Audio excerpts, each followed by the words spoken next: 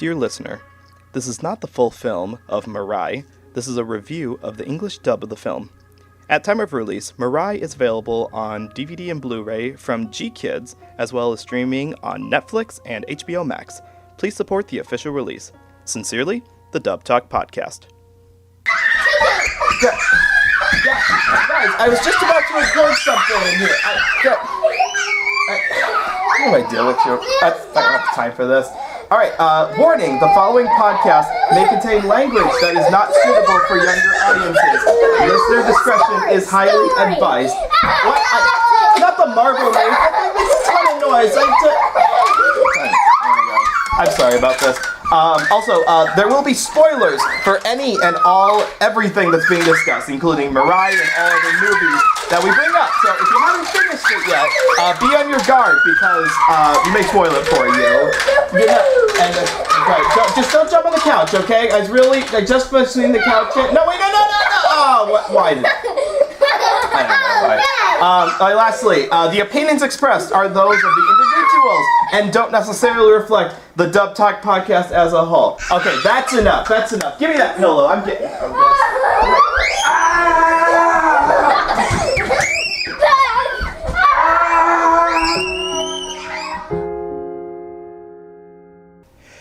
Greetings, ladies and gentlemen, and welcome back to Dub Talk, the premier podcast where we talk about the voice acting accomplishments of all things Japanimation related. Be they old, be they new, be they good, and be they whatever this thing is that we're going to be talking about here tonight. Now, you'll have to forgive me, ladies and gentlemen, because I am exhausted right now. That's right, it's already the beginning of the episode, and I am exhausted. But not because of recording. No.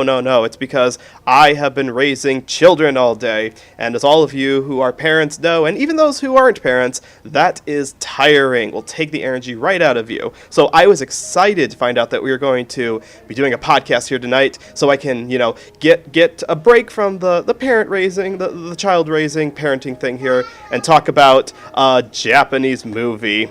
Yes, ladies and gentlemen, it is time for Summer at the Movies! Well, more episodes of Summer at the Movies. This is like episode 4 or 5. I forget which order we're going in. I believe this one is number 4. Excellent. Awesome. So, number 4 for the night. Before I go any further, I should introduce you to my cohort for the evening. Yes, we've done multiple seasons of Summer at the Movies, but the two of us have never done a movie together. So, please welcome Andrew! Technically speaking, we've never done a movie just the two of us. I believe we did team up to put out some fires in the past. Yes, that's of course, but once that ice had been put on ice, we needed to do one just the two of us, because what better idea than to have the two yakkiest members of the podcast be in one episode together, all alone. See, I have a theory of why I'm here. And the theory is not just because this is the 5th in the yearly tradition of Summer at the Movies Mamoru Hosoda anthology. I think by the time this is done, we will be caught up just in time for the new one he's putting out. Yes, I think we'll talk about that more at the end. But I have a theory of why I'm actually here. I think I'm here because you are secretly trying to convince me, the young babby child who's growing up into adulthood, living on his own, moving in with the lady friend, you are trying to convince me don't have kids. Absolutely! Thank God we got that out of the way here. Ladies and gentlemen, it is a rewarding life choice, but it really isn't for everyone. And I'm sorry, Andrew. I'm sure you'd be a great dad, but don't jump into having kids. It takes it out of you. It literally makes you older. I was gonna say, the thing that's fascinating to me about what we are going to be covering tonight is this film is exclusively about children, young children, and the process that comes into raising, nurturing, and growing them. Everything good, bad, and in between. And really come to the conclusion that, you know what, kids are a handful, But parents are sometimes just big kids, you know? Some parents aren't any more mature or developed than kids. Sometimes they're just kids who happen to have kids of their own. Basically, they're just trying to wing it. That is exactly what they're doing. It is that Calvin and Hobbes sketch, that comic, where the dad says straight to the camera, I don't think I'd have been in such a rush to grow up if I knew the whole thing was going to be ad-libbed. Oh my god. That's pretty accurate. So yes, we are talking, as you could probably guess and read and infer, Mirai, the latest feature film, as of recording, the latest released feature film from legendary animation auteur Mamoru Hosoda and his own private studio, Studio Chizu. And this is the most recent film, and it's also, following the grand tradition of Summer at the Movies, the last Hosoda movie that we haven't covered yet. We've covered all the other ones up to here, and it had to come sooner or later, so I'm glad that we finally got around to it. It took 5 years, but we're finally caught up. Now it's just a matter if number 6 is going to have a dub in time for next year. And if it doesn't, that's okay, because we got a plan. We got a backup plan. We got a contingency plan, and if you know, you know. You know your Hosoda work, you know what's coming. Shouldn't be getting too evil. So let's talk about this particular film. Like, what it's about exactly. As I mean, let's go to the checklist here. Does it have flying whales in it? No, it doesn't. Does it have furry animals? Yes. Yes. Does it have young children in it and adventures? Oh boy, does it! Yes, it does. That's the primary focus of this. So, Mirai is a very domestic movie. It is about a young boy named Kun, who is a 4-year-old boy who has just become a big brother. His baby sister Mirai has been brought home, and there is almost no plot to it from that. It is all of the adventures of him learning to be a big brother, learning to cope with not being the center of attention, learning that the rest of his family is tied together into this adventure as well. And, well, okay, so Mamoru Hosoda could make just a very basic movie, but no, he decided to throw in time travel into the movie. Yes, the thing that defines this movie and what is kind of the hook is that Kun actually meets different members of his family from different time periods and from different ages as well, including meeting his baby sister Mirai as a high school student. And that is where the lessons of the movie come from. See, when I first watched the tree do its thing, and I saw it do it a few times, I'm like, okay, instead of the giving tree, this is the empathy tree.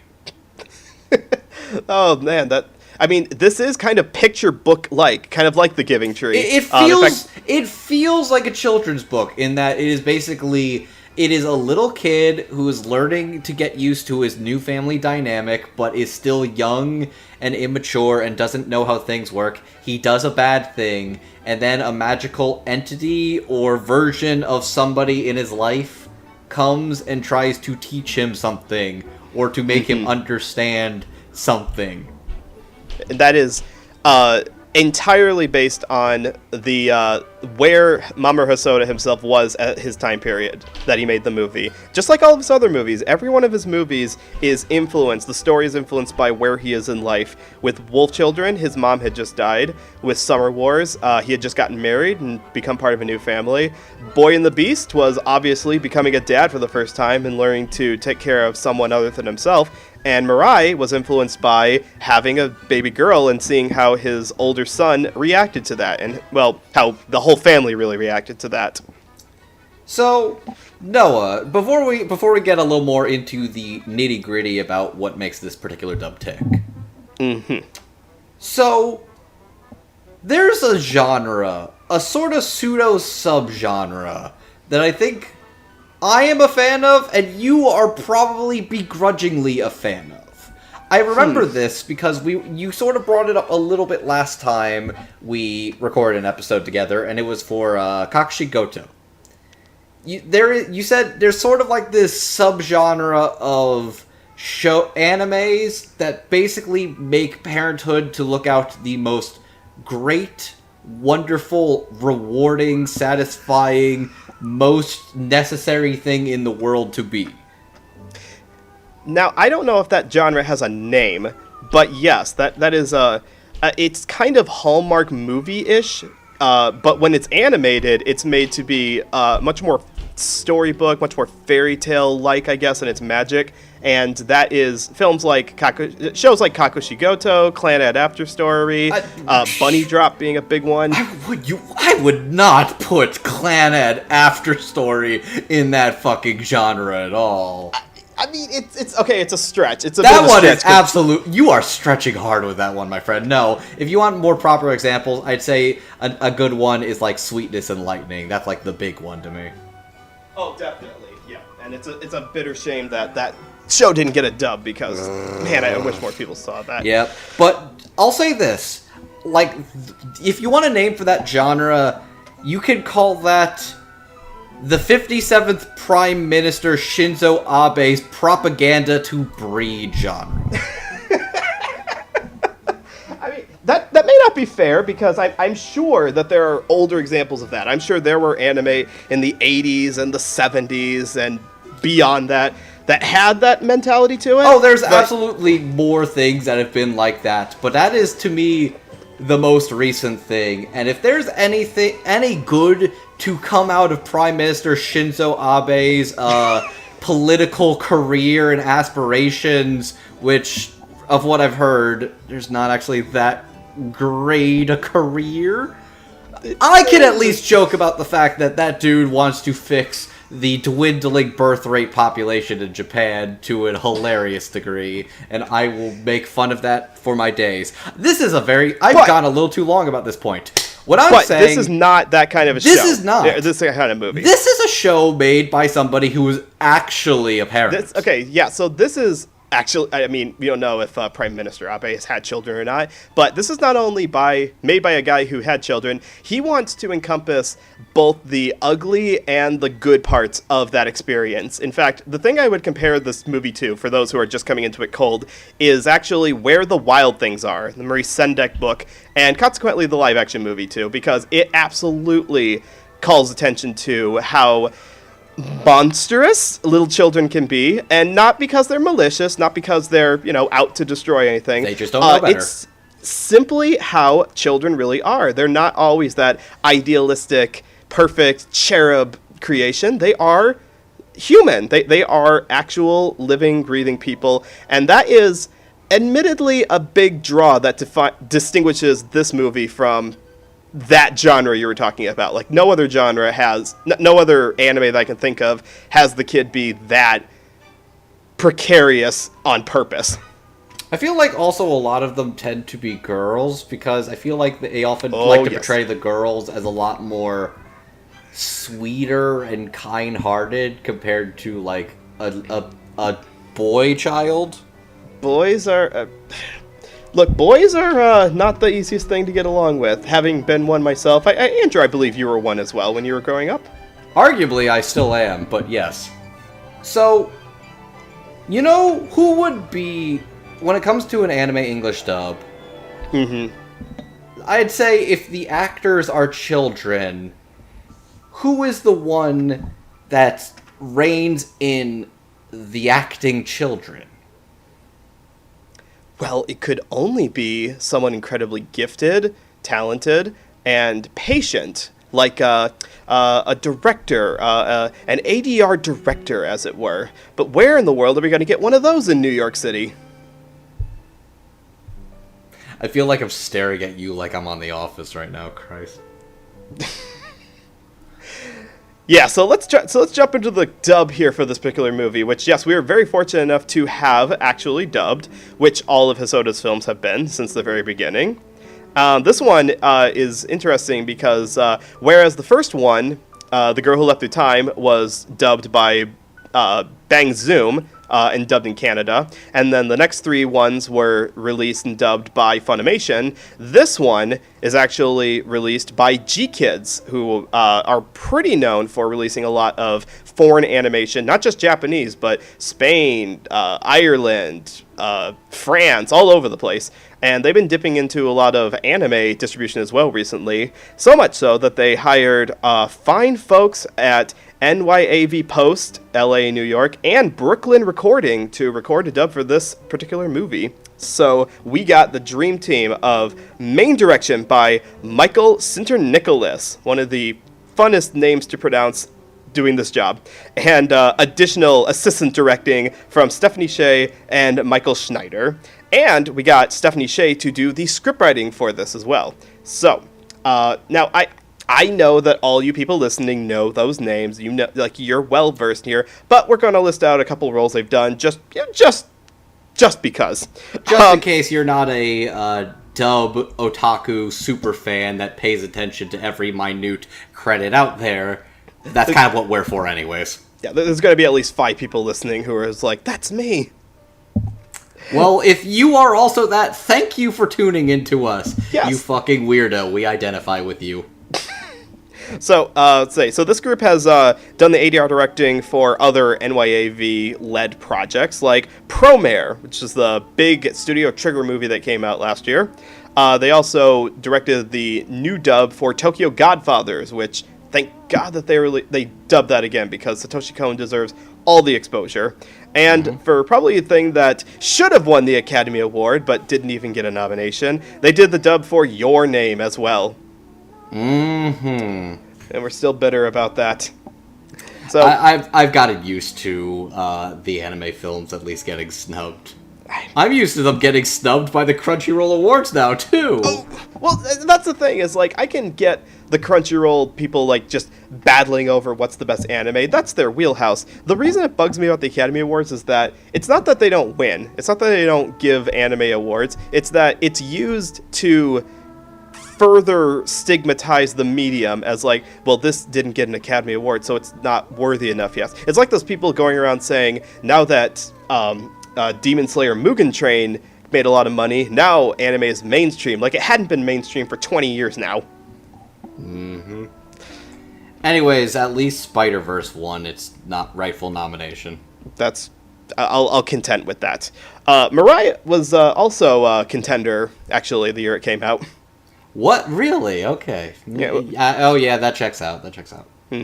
So, yeah, so the direction on this is, I'll just keep this short and sweet. It's good. It's perfectly fitting for what this movie is calling for, and that's a lot of screaming, but then a lot of tender, sweet moments as well. And we'll get into this when we get into the actual cast, but they got a lot of really diverse actors as far as, like, voice acting, backgrounds. Some are video game people, some are live action actors, and the kids are actually voiced by kids. That is a huge prop that, I mean, I can't express how refreshing that is to listen to. So it's definitely very much it is very much I wouldn't, what's the right word, like a hallmark, a particular, I wouldn't say quirk, like a calling card.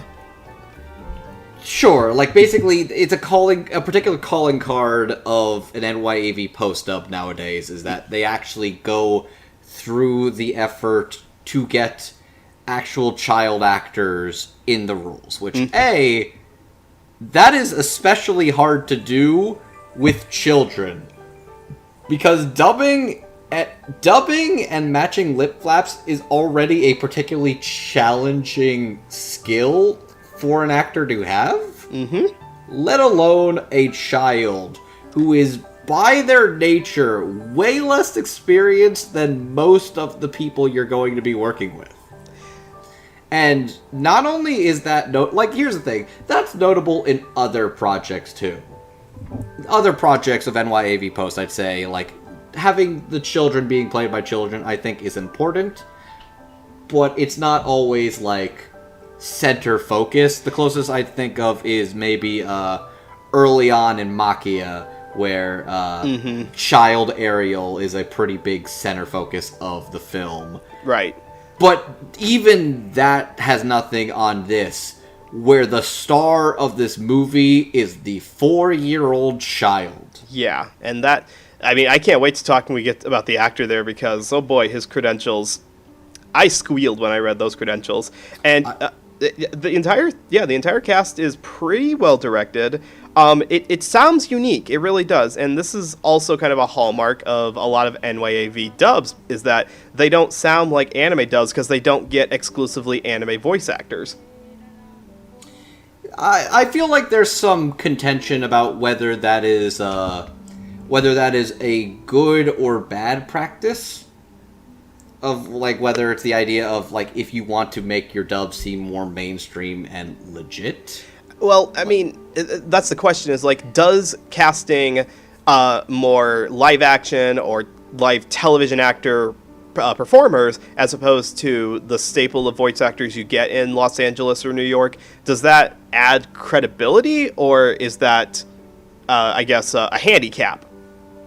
I'd say they want it to be marketable, and they want it to get that credibility, but it is sometimes indeed, for better or for worse, an unnecessary hindrance. It definitely does depend on the project. I'm going to say that I don't think anybody in this dub was particularly bad, actually. I'd say a couple of the notable, like, screen actors actually were pretty good in this dub as a whole. There's only one I'd actually really argue I wasn't the biggest fan of, but even then, like, they did a pretty solid job with this dub overall, and, like, honestly, it's not even like the notoriety of particular performers they got. It's the fact that they got the child actor to be the center stage of your anime English dub and made that work very well, I feel is the most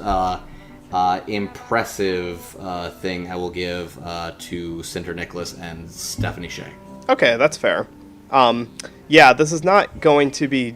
I mean, it feels kind of similar to, like, those Disney-directed Ghibli dubs from the early 2000s, in that they would get A-list celebrities who are... some of them have, like, a very distinct voices and fit their acting roles very well, but there's definitely a noticeable difference between people who are used to voice acting, who are used to, like, the rhythm of matching lip flaps, and then compare that to some actors in this movie where lip flap matching doesn't seem to be the highest priority. It's more of matching the tone, matching the scene and the emotion more than that. I think when you're talking about, like, voice acting with matching lips, I think you were trying to describe prelay animation recording. That is correct. Okay. Yeah. So, yeah, I mean, I have way more to say about the actual actors themselves. I think the thing to end this off on is that the directing is pretty consistent. There is one actor, and I'm curious to see if it's the same one that you were mentioning before, who I wasn't the biggest fan of.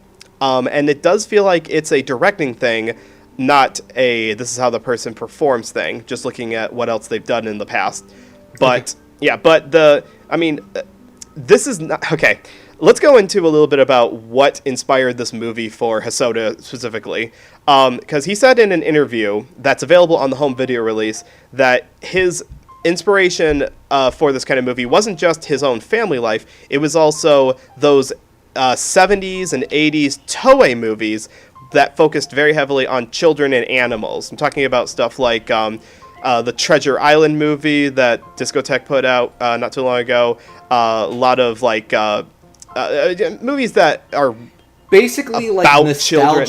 Basically, nostalgic child wonderment, basically. Yeah, because it's about that the world through a child's eye, which Hosoda was kind of lamenting that we don't have anymore. So he wanted a movie that was not just about children, but starred a young child as its center point, and that's not really something that we have in animation for America these days. Like, I'm trying to think of, like, the last time that there was an anime feature film that had a very young kid as its star. Are you Words, Are man. you being serious right now? Well, no, okay. I'm used to a lot of TV shows, animated TV shows that have young kids as their focal point. But, like, Hollywood theatrical animated features, not many are coming to mind right now. Did Luca not just come out? But they're a little older than that. Luca is, they're like elementary school age. Okay, you mean like literal, like... I'm talking, kindergarten under. I'm talking like DW from Arthur age is the main character. How old is DW? She is in preschool. She is established in the show that she has yet to go to kindergarten. Don't test me on my Arthur knowledge. I know more about that Canadian show than I have any right to know. Oh my god. Wow, it's been that long. Okay, I will concede that. I thought you meant like actual like young kids and like I like that. Are you serious? No. Yeah. Okay, my point bringing this whole thing back to the acting portion of it is that, like, do we have an equivalent to that in the script writing that we can kind of draw on? Because Japanese voice acting is very archetypal, and that was the same for the Japanese in this movie as well. Actually, some of the actors in the Japanese cast were brought over from previous Hosoda movies, and we'll get to that when we talk about them, but it's all very archetypal. So the acting and the writing, we're talking about Stephanie's writing here, is kind of unique. It's kind of something that we don't have an equivalent for in America. When we talk about movies in America, animated movies in America that have kids as the main focus, let's take Luca as an example, because I just watched that recently. I'm assuming that you watched it as well? I have not. I saw the Roku ads when it's paused telling me to go watch Luca. Scrolling. All you see is Luca. Yeah, no, I saw that. It's literally just like I go away for 10 minutes. It's like the screensaver. Suddenly, instead of the generic Roku one, it is just Luca. No, I know. I have the same goes to that screensaver as well. Okay. Yeah. Okay, so, but even, any other Disney, Pixar, DreamWorks movie that you can think of, they go on adventures, don't they? Yeah. This movie, the main character doesn't go outside of their home, really. In fact, all of the action takes place in their yard, which is very odd. It's basically no different than that episode of SpongeBob SquarePants where he's playing with the box and his imagination. Mm-hmm. Only the visuals are slightly better than Nickelodeon. Slightly better than Nickelodeon. Just burst it up for wow. Okay, so how does this tie into the script writing here? I think the script writing captures what the characters were saying in Japanese pretty well. I don't have qualms with the script writing. Like, there wasn't a point where I felt like a plot point was lost or the character's intention was misinterpreted. It's exactly how it should have been interpreted. So that's the acting and scriptwriting part of it. Shall we talk about the actual actors who made this movie possible? I believe I would. Right. So I'm glad to do that because this is a family-heavy movie, and so almost all the characters we're going to talk about are part of Kun's family. And you know what? Let's start talking about the elder members of the family. We're going to talk about the grandma and the grandpa. We're going to have a slight discussion about young grandma, because this is a time travel movie, so we actually get to hear grandma in the past. But most prominently, and this is the one that is what we're going to probably spend the most time talking about, is we get time travel back to right after World War II. We get to meet Kun's great-grandpa as he was as a young man, like as a, I want to say like mid-20s-year-old at the time period. We don't meet great-grandpa in the present day, but we get a pretty memorable scene of horse riding and motorcycle riding in the past. No, I think that was a pretty interesting little past segment going into that in particular. Yeah, the segments themselves of this movie are honestly quite brilliant. The idea of Kun's got a problem in the present day, and a family member from either the past or the future kind of teaches him a lesson that he should be able to carry into the present day. And Great-Grandpa helps him learn how to ride a bike. But who voices the characters? Who voices our grandparents here? So I would like to know that, yes. Yeah, and this is going to be interesting. All you people with your bingo cards, get them ready, because we're going to be talking about people that you may not have heard before if you only follow voice actors. Playing the grandma, we have Eileen Takei. Playing the grandpa, we have Victor Brandt. Playing past grandma, we have Valerie Aram. and playing young grandpa, past great grandpa. It's hard to describe in the Greaser grandpa. Let's say greaser grandpa. There we go. That's a good. Yeah, because he is a greaser. He's a plane engineer. Is the none other than Daniel Day Kim. And now I just listed off 4 names there. And if you recognize all 4 of them, you are very versed on IMDb, because I did not recognize all but one when I was putting this whole thing together. So I'm curious, Mr. Clue, what have they all done? So Eileen is probably best known for bit parts in TV shows from the 70s and 80s. She had bit parts in Murder, She Wrote, Matlock, and LA Law. Not really any prominent roles that I could really point to that I think anyone would notice, but having that experience, as she's been around for a while, definitely adds to the legitimacy of her as a grandma, because she would actually be old enough to fill that role. Playing Victor is Grandpa. Playing Grandpa. Playing Victor is Victor. Yes. Okay, so what's Victor done before? Victor, you probably have heard him as something before. Just going off of the most well-known mainstream thing. You remember the Cat in the Hat with Mike Myers from the early 2000s? I believe I do recognize that indeed. So that was a movie that should not have happened, and, well, either way, Victor was the narrator in that movie, the one actually reading off the dialogue from the book in that. So, know it or not, a lot of people have actually heard his voice before. Maybe something it's a little more well-known is in the Superman, the animated series, he plays the character of Professor Hamilton. And those are really the most prominent roles that he's had. Like Eileen, he's had bit parts in a lot of television, but he's actually been doing it since 1964. This guy has been performing for over 50 years. Wow. Yes, indeed. So, again, two actors who are absolutely qualified to play grandparents. Someone who is less qualified is Valerie Aram, who plays the young grandma. Now, she is... this is a name that Andrew knew about, not from her voice acting work, but I believe you said from her directing work. Yes. She is very much a big time video game voiceover director. She does a lot of particular projects at PCB Productions. A couple of notable ones that she has voice directed recently. She's directed the dubs for the Zero Escape the Nunnery games, Monster Hunter Wild, Catherine Full Body, and, who am I kidding? She's the director of the Persona 5 and many Persona games. She is basically the one that has dubbed pretty much every, Persona game dub in the past decade. Yeah. Every mainline, every spin-off. And it's also notable as far as voice work, because for a good amount of them, she took over as the voice actor for a major character in Persona 4, for the Persona 4 spin-off games, notably things like Arena Ultimax, Dancing All Night, and BlazBlue Cross Tag Battle, as Naoto Shirogane, the Detective Prince. So, see, that whole section there, I'm very proud of you, Andrew. I didn't understand a word of it.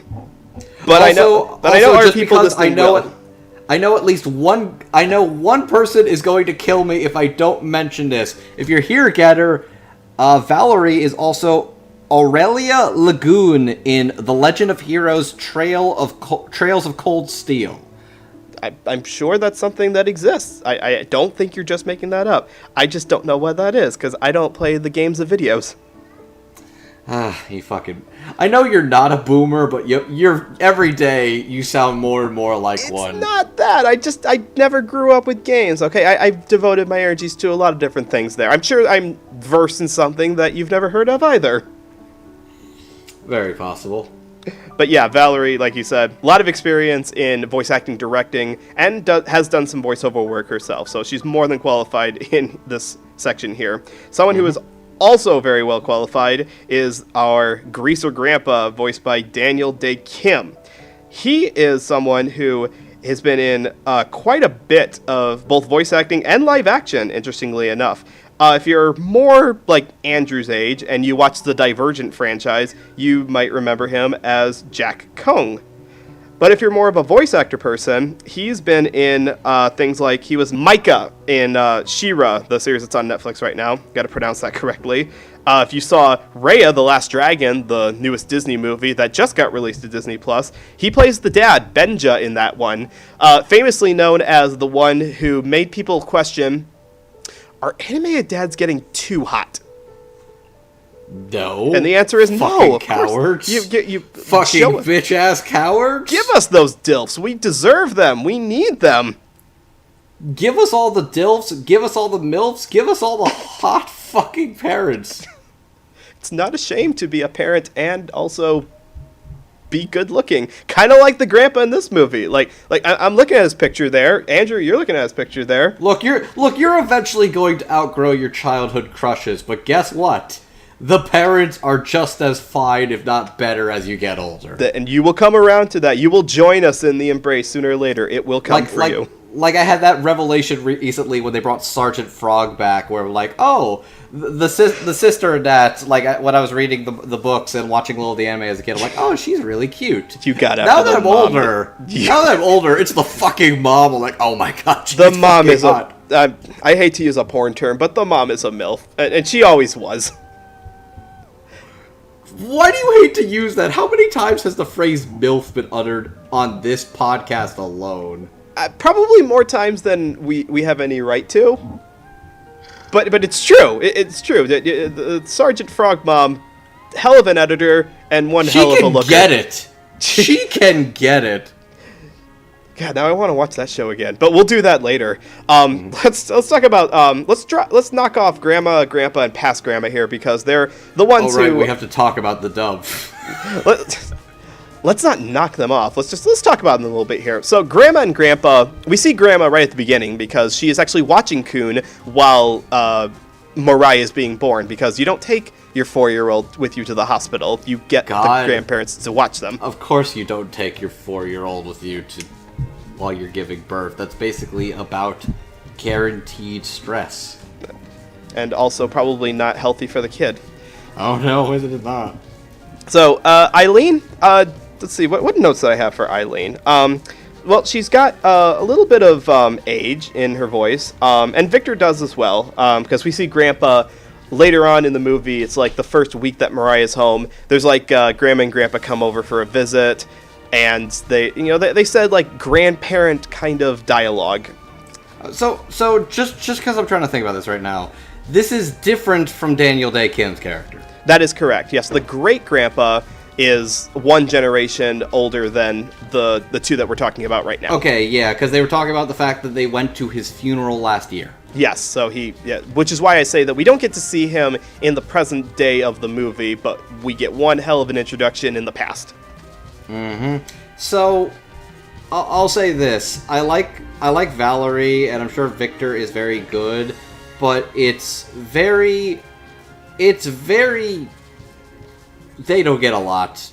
They do a good job with the parts they need to. They interact with the characters. Mm-hmm. They do a good job sounding and playing the part. But I really don't have much I particularly remember about either of their particular performances. They are very bit parts. Would a good word to describe them be casual? Casual, yeah, sure. Let's go with that. Well, I mean, that's we don't need dynamic, over-the-top grandma, grandpa voices. I mean, they don't really need to like steal the scenery, but they also the characters and the performances did the job that they needed to do. Exactly. Like I'm looking at examples of well-known American voice actors.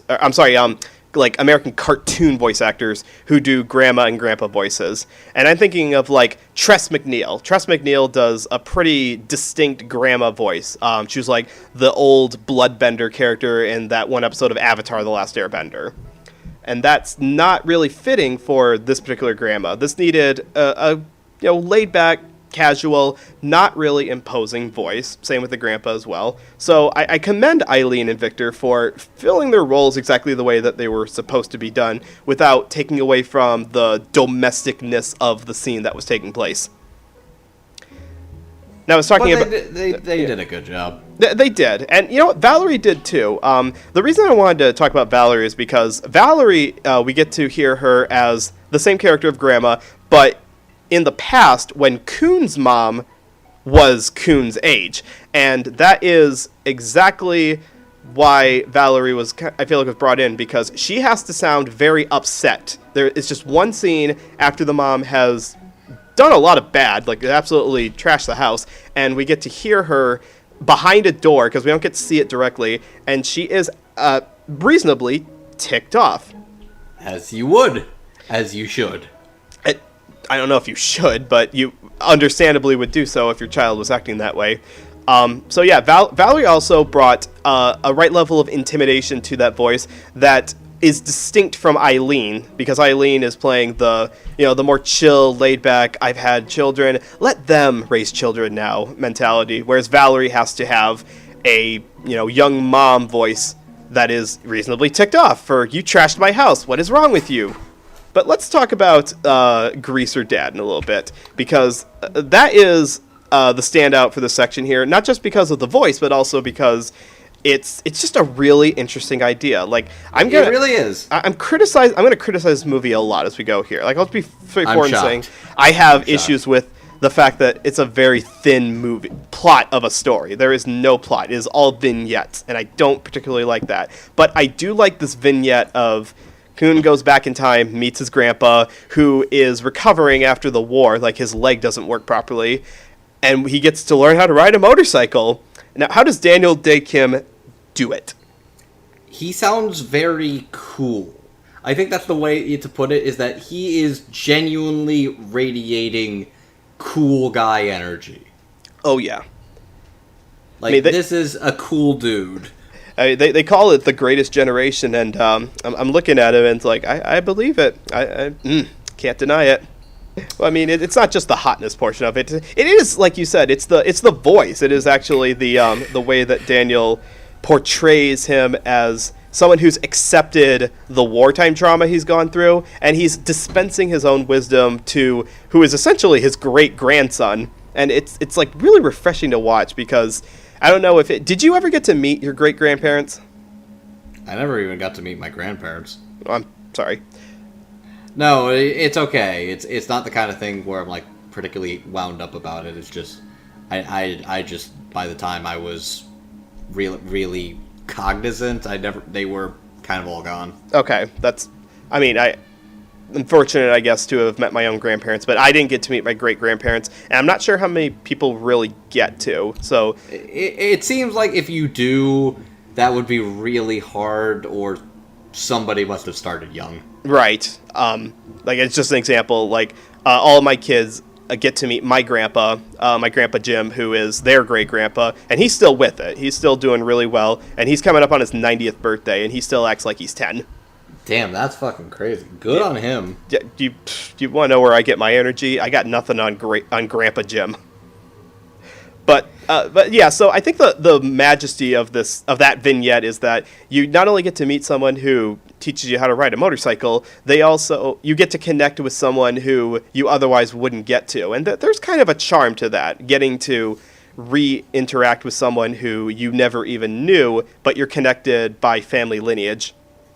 So, I know we were talking about cool grandpa, but cool great-great-grandpa, whatever his deal is. But I kind of also wanted to actually go back to Eileen, because I kind of briefly skimmed over Victor and Valerie, because they had very bit parts. I feel Eileen does a little more of the meat and potatoes of being sweet, kind granny.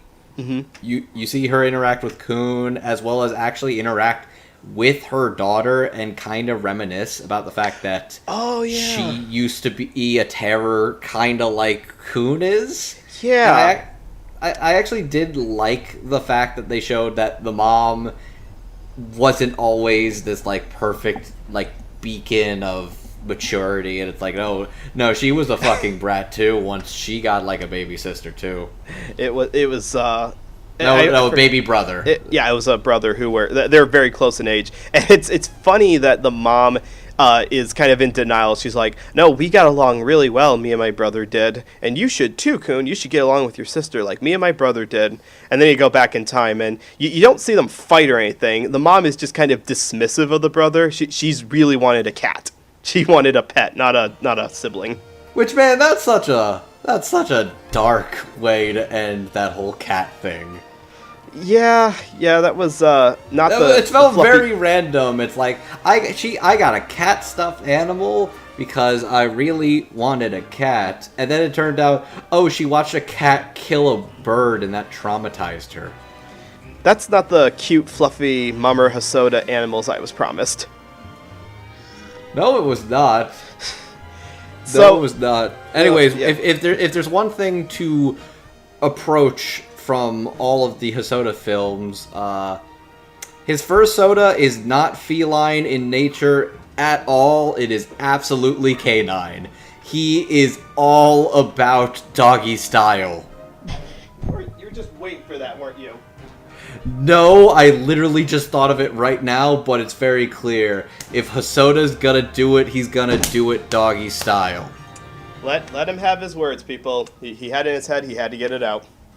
Same way he had to get this film out. Right. Anyways, now that we're done talking about Hosoda's first Sona, it's not fair that everyone keeps asking, like, are you a furry? Like, I felt like he was trying to differentiate it in this movie, because there's no fursonas in this movie anywhere. He turns a 4-year-old child into a puppy. You know what? Let's talk about that puppy, shall we? I was gonna say, okay, yeah, the dog in this is actually worth talking about, because the dog is just kind of a greasy old tired geezer. But, oh god, the voice that we got for him, now that's something to talk about. Mm-hmm. Okay, so we're moving over from the grandparents, who flesh out the roles a little bit, into what we're going to call the dogs and robots section of the movie, because not all the characters have to be human. And in this case, like Andrew was saying, we have the family dog, Yuko, who has been around for a while and has been felt understandably neglected after the children came along. If you saw Lady and the Tramp, and you know how the dogs get treated when the kids come around, well, it's like they say, when the baby moves in, the dog moves out. But we also get insight from Yuko's perspective, and that is why we got a voice to go with that, and I can't wait to talk about this. We also have, near the end of the movie, in the last vignette, we have a trip to a bit of a terrifying train station. It's modeled on Tokyo Station, which is absolutely huge, and just as kind of like kids would envision it, rightfully terrifying based on the size. And because of that, we needed a robot who is acting as kind of the lost and found director. And so we have the Tokyo Station robot who is voicing that. So voicing these two, Yuko is voiced by, and I was so happy when I got to read this to Andrew, it's Crispin Freeman, ladies and gentlemen. I'm so glad. Remember when I was talking about the fact that we speculate that Hosoda likes to do a doggy style? We know. Because Crispin fucking Freeman is playing it doggy style, ladies and gentlemen. Yes, he is. He gets to play not just dog form Yuko, but he also gets, in a vignette segment, he's personified as a full-grown human man who just happens to have a dog tail. As you do. And voicing the Tokyo Station robot is one Joe J. Thomas. Not quite as famous as Mr. Freeman, but equally as talented from this film, I will say. So I feel like I've recognized the name Joe Thomas before. I'm trying to think where have I heard him. Well, let's go through that a little bit. What has Joe done before? Joe is definitely a voice acting person. He has been in hundreds of different roles before, dating back to the early 2000s. Let's see. He was Oliver in Hero Mask. Oh, okay, hang on, wait. You're gonna need to specify which Hero Mask. I didn't realize that there was more than one. Well, Mr. NoahClue, sort of a fun little thing about the fact that Sentai Filmworks picked up the home video rights to Hero Mask, but were not able to secure the rights to the Netflix English dub, so they straight up produced their own English dub of Hero Mask. So there are now 2 different dubs of the same show in the span of like 2 to 3 years? Okay, I see now. There's a Netflix dub and there's a Sentai dub. So, that's, I don't know why, you would think that I was talking about the Sentai one, considering we're talking about a New and York... And Kaiji didn't get dubbed, remember that. Well, not yet. It could still happen. Hold out hope. It didn't get dubbed yet. I'll add on that. Anyways, I was adding that on to be facetious. What else has he done? Okay, so on top of being in the other dub of Hero Mask, he was also Shuji in Durarara, and he was Nobunaga... Oh, he's the tired guy in that. Okay, I recognize him. Yep, that's one voice. And then, for all you Hunter fans out there, he was Nobunaga Hazama in the 2011 Hunter x Hunter series. Oh, he's the samurai guy from the spiders. Mm-hmm. Okay. Yeah, I'm nodding. I haven't seen the show, but I'm nodding. Like, yep, that's the one. That's the one you're thinking of. Cool. Yeah, he's been in a lot of different things. I just tried to pick out 3 random things there. Now, what's Crispin Freeman been in, on the other hand? Well, that's just a really long list to pick from there, and I had a hard time narrowing it down. Like, do I need to tell people what Crispin Freeman's been in? Like, he's Alucard in Hellsing. He's the guy in Promare who's on all the posters. Not the one missing a shirt, the other one. Like, hang on. If you're gonna address him, you need to address him. Grateful Sight! I can't do that. I can't match that. I'm going to take your audio, and that's what we're going to use to introduce him. And, I mean, yeah, Crispin Freeman's just been around a long time and done a lot of different things. To differentiate up just a little bit, because we're talking about a New York-based dub, I'm like, he's also Electro in Spectacular Spider-Man, which is a show that I don't think was recorded in New York. But it's set in New York, so I'm like, I'm just gonna tie this back into where we started from. I forgot! Yes! I forgot he was in that shit! And Andrew, do you want to stop recording and just go watch Spectacular Spider-Man instead? We're already halfway through. I'm committed, come hell or high water, but it's the temptation is there. It's tempting. It's tempting! It's tempting! Spectacular Spider-Man was really good, dude! It was a really, really good show! It was! It's one of the best things that Greg Weisman did. Almost as good as Gargoyles, and it's a shame that it didn't get renewed for a 3rd season, damn you, Disney. Oh, I'm still heartbroken about that. That was a good dub. I think there was other anime voice actors in that show too. Oh, wasn't Ben Diskin Eddie Brock? Yes, he was. That's what I was thinking of. Was like, well, speaking of anime voice actors, we had Ben Diskin himself in that show as Venom and Eddie Brock. But we're not talking about that. And I think now the current Disney cartoon voice of Spider-Man is Robbie Damon, which, you know what? Good on him. Yes. Okay, we are going off track. We'll talk about let's move from spiders over to dogs here. Andrew, I want to ask a very serious question about one of these characters here. Sure, go for it. Is Crispin Freeman a very good boy? Mr. Clue, how many years has one Crispin Freeman been a part of the industry? How many characters has he defined from his voice, talent, and expertise of the industry alone? To ask if Crispin Freeman is not the goodest of boys seems like an understatement and a discredit to the years of talent, expertise, and fine-tuning his craft. Oh, you're talking about the character, aren't you? You're talking about the dog, right? I mean, all of those are accurate. I'm not discounting your claims, and I'm glad that you went off into like a sermon there, almost like, how many roles must a man perform to be a good boy? I say to you, my brothers and sisters. But more importantly, I am glad that this dialogue, that the script finally acknowledges the truth of the industry, and that is that Crispin Freeman is in fact a good boy. I'm gonna be honest, like the fact that like, this isn't even just, like...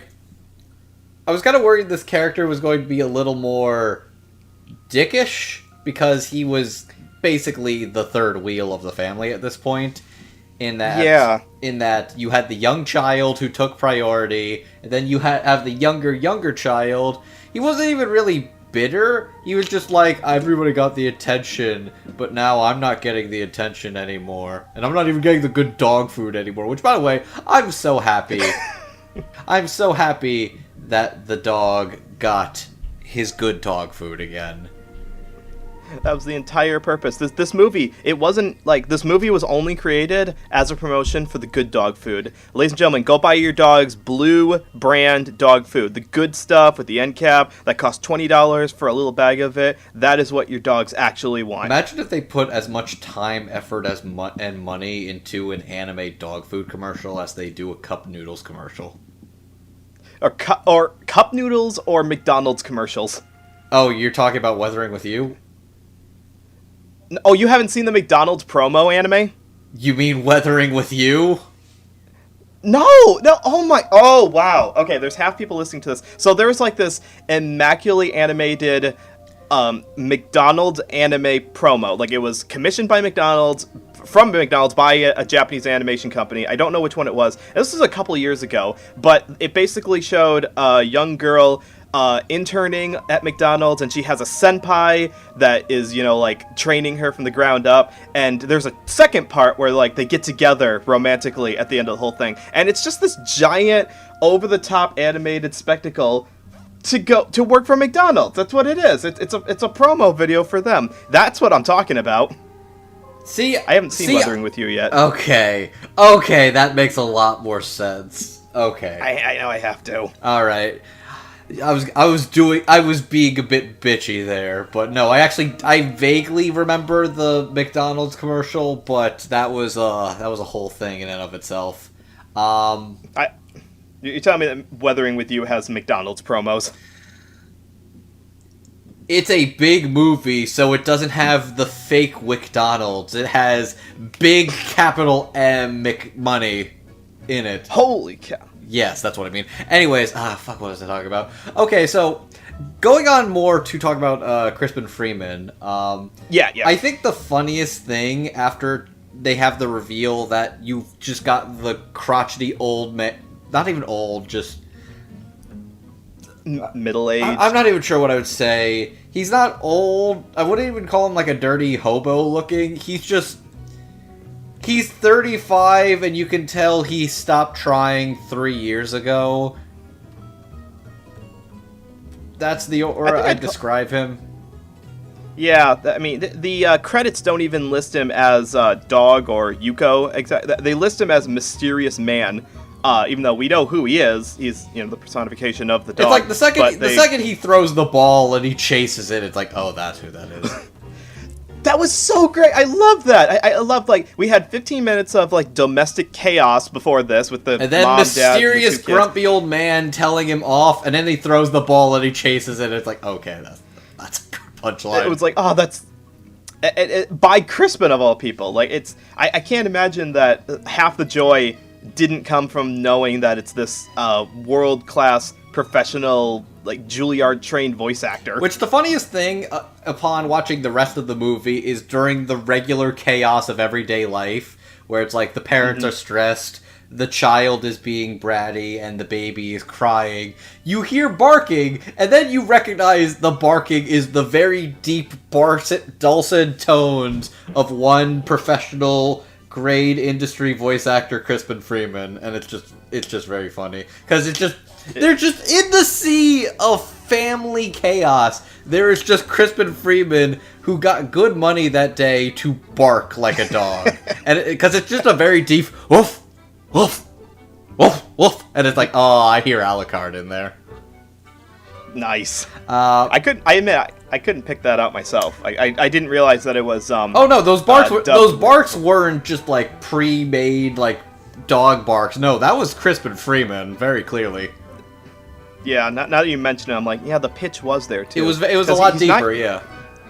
Yeah, it is. Yeah, it's deeper, and it's not like super low Crispin. It's it's kind of that mid range where he's being semi-intimidating, but not so intimidating that you don't think he's a good boy. But no, he's very fun. His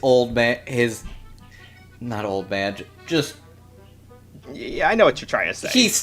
You could tell he's been at the job he's been at for like 5 years now. He stopped putting in the effort to clean up like 4 years ago, so now he just goes in with a coffee, like 3 layers of bags under his eyes, and he just has like a bit of soup, and he just doesn't care anymore. I'd love to see that version of The Office where he's a character in there. He's coming in with his t-shirt that says, "Is it Friday yet?" And just got bad dad jokes everywhere. That's the character we needed in the Office reboot. Also, he secretly has floppy ears and a tail. As you have to. This is the closest that we get to not just the furry fandom that Hosoda seems to like to cater to in his movies. This is also the closest we get to that thing he was talking about in an interview where he wanted a movie focused on animals and children. This is as close as we get. What the hell is The Boy and the Beast? A movie literally about a child and an animal. I misspoke. I don't mean this is the closest that it gets in any of his movies. I mean this is the closest that it gets in this movie. Oh, okay, that makes more sense. Anyways... Yeah, I misspoke. That makes a lot more sense. I was gonna say, all of his movies are about children and animals. The fuck you on about? This one... This is the least one about the animals. This is way more about the kids and terrifying the kids. That might just explain. like the that robot. might explain why this one's maybe not as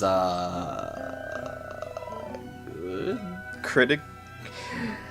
I mean, you could be nice and just say not as critically renowned, but yeah, we could be more blunt and say not as good. Anyways, if this had more animals, it would have been a little bit better. And the one animal it did had also was.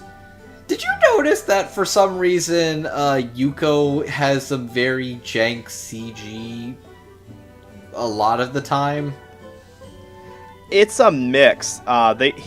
There's some discussion in the interview about, and some of the background information from like his interview with Cartoon Brew, where he talks about how they were trying to integrate more CGI into this than some of the other movies. But I didn't notice it as much with Yuko. Like, I knew it was there, like I could tell when it switched over, but it didn't stand out to me as much as the hand-drawn stuff. It wasn't, like, terrible, but it was definitely a little uncanny at times, especially in a lot more of the vibrant scenes of chaos, and the chaos is very vibrantly animated. And it sort of, like, sticks out where everybody's moving around in pretty gorgeously animated, realistic chaos, and then there's just Yuko, who is clearly not running at the same frame rate as the rest of the movie, and it's a little awkward. I gotta admit, I didn't notice that, so I'll have to go back and give that a rewatch. But I will end off and say that I do think that Crispin Freeman brought a very fun, amusing, bitter charm to this character. He got some very good barks in. He was and yes, he was a very good boy. I'm so glad we ended off on that line. Honestly, that's just a good closer. It is such a good closer, and it's funny. I don't know if it was intentionally supposed to be funny in the original, but they definitely played it for laughs in the dub. I don't know. I feel like just the fact that it's just a good punchline to just hear a very gruff, tired old dog talk about how good they are. Because dogs are so good. Anyways, they are. Anyways, just to segue this a little bit, I'll say this much. I think the CG looked a lot better on the robots because it was way more stylized and dreamlike. Actually, quite literally storybook-esque in his design and the way he moved. Like, I think some of the best benefits of the weird dream sequence future past segments thing. I mean, there was no. It's. Have you ever seen the movie? What's it called? Slaughterhouse 5. Offhand, no. Let me get Mr. Amandul on speed dial. No, hold. We'll cue him in for when we actually cover that anime, when we cover the Slaughterhouse 5 anime. But that's a movie and a book, consequently, where the character is experiencing time fourth dimensionally. So they're experiencing basically all time possible timelines at the same time. I wonder if that was actually an influence on this. Actually, that movie was a big influence on a director who you probably know very well, Satoshi Kon. That does not surprise me at all. Yeah, the idea of time traveling and it not being like linear, it's just kind of spontaneous. That's a very Slaughterhouse 5 kind of mentality. Okay. So, yeah, so I bring that up because this robot is definitely supposed to represent the this could be a future where you are not wanted anymore, while still being a reflection of the real world, because it's very much supposed to be like Tokyo Station, which is incredibly chaotic if you've ever seen video or I can imagine Tokyo Station is just the pure epitome of chaos incarnate. Like, that doesn't surprise me. Going a little more into like the robot, I think he is very much just representing like a lost child conductor. He works at the place, but he very much has an aura of like fantasy story, like I mentioned earlier on in this that it feels like this was the empathy tree, that it was like teaching like fables and morals and stuff to our main character. And I almost feel like he feels something out of like the climax of a children's storybook, where it's like, this is like the nightmare scenario where it's like, if you don't behave and nobody's gonna want you and come to get you.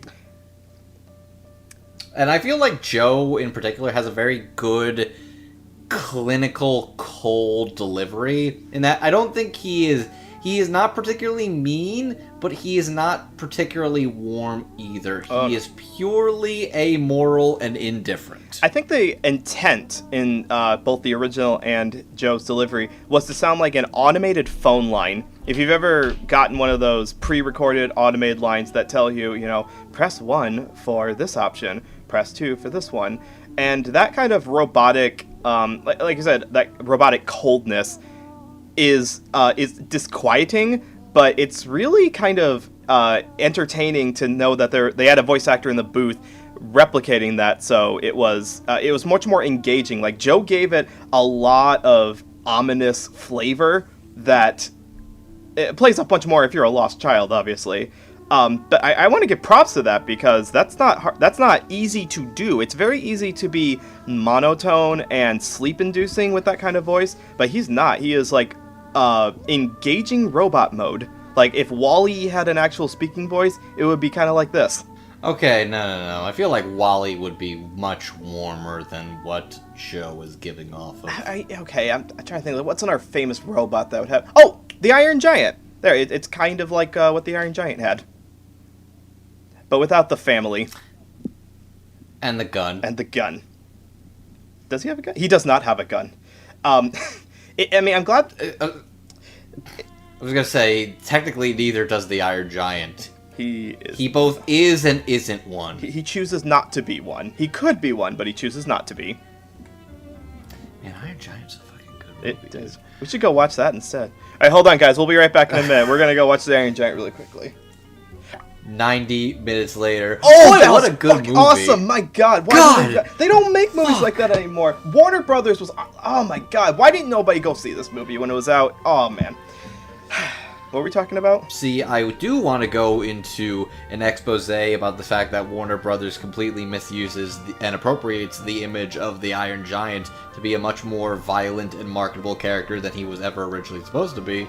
But we should probably continue finishing the Stop Talking. Yeah. So I'll point out that Joe Good. So he is good. The I'm glad that you picked up on that. He's supposed to be the character is supposed to be a storybook representation of like a morality character, because the action, like, he looks like a, I almost want to say he looks like a very distinct watercolor, like, children's book pop design. Like, this feels like specifically the way his eyes and his hands do their things. Yeah, they feel literally pulled out of a picture book. Well, that's good because it was actually animated and designed by a couple of picture book authors.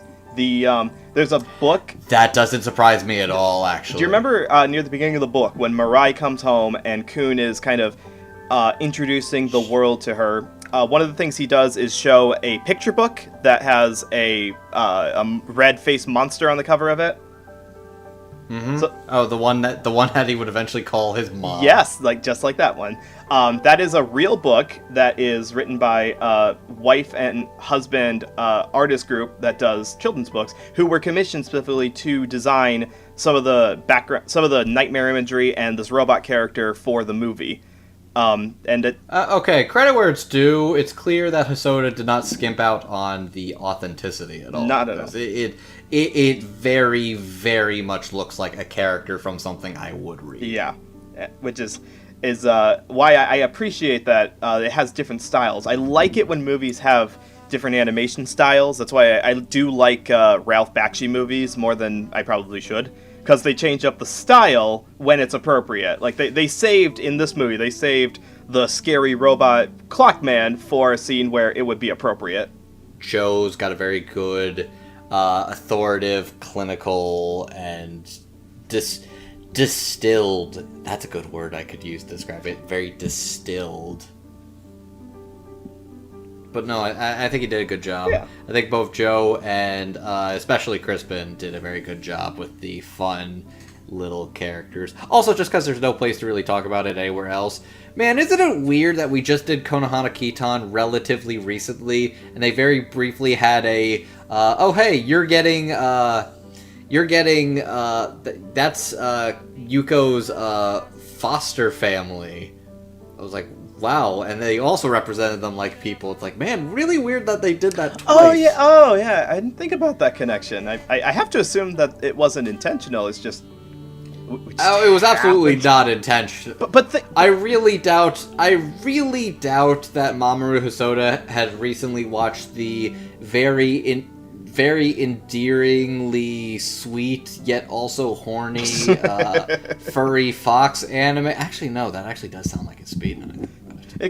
Look, I mean, you've seen Odd Taxi. He might not like it because they're a little too human looking. That's true. He was like, if they're not all covered in fur, then what's the goddamn point? No, he's probably a bigger fan of the boss than he is any of the other characters. Yeah, he was absolutely there for you, Baba. I was just about to say that was what he tuned in for. He was like, skip, all right, skip. Ooh, talking older fox lady. Let's focus on this. Oh, she's 50-something and she's a bigger authoritative fox lady. Ooh la la. Oh god, we're gonna get so much in trouble if he ever finds this episode. We should get going. All right, let's move on from this. These are good side characters. I wish they were actually in the movie more, because that not only for the voice actors but for the roles they serve. But that's not what this kind of movie is. This movie is vignette central, and if you're not central to the vignette, then you're not going to be in it. We didn't need the dog for the bike. Learning how to ride a bike scene. We didn't need the robot for the time traveling back to see past mom scene. So we get them for where they are. Speaking of which, what do you say we transition over here? We time travel rather to talking about the. I'd say let's meet the family. Let's meet the yes. Let's get Family Feud music playing up here. Da da da. Ladies and gentlemen, let's introduce everyone to Kun's mom and dad characters. More specifically, we're going to talk about mom, dad, and past mom, because this is a fourth-dimensional time travel movie. We get to actually meet what mom was like when she was Kun's age, and oh boy. Oh, right! Right. Yeah, we do actually get to see baby mama, and she's kind of was a little shit in her past. That she was, and I'm glad that shows it, because it shows the underlying truth that no parent will admit, which is that their children's are just like they were when they were kids. Oh yeah, no, they very much were little shits growing up. Yeah. So so who actually voices them? And this is where we get into the people who are on the DVD case. Two of them are. The other one is also interesting. The mom is voiced by Rebecca Hall. The dad is voiced by John Cho. And the past mom is voiced by Madigan Kakmar.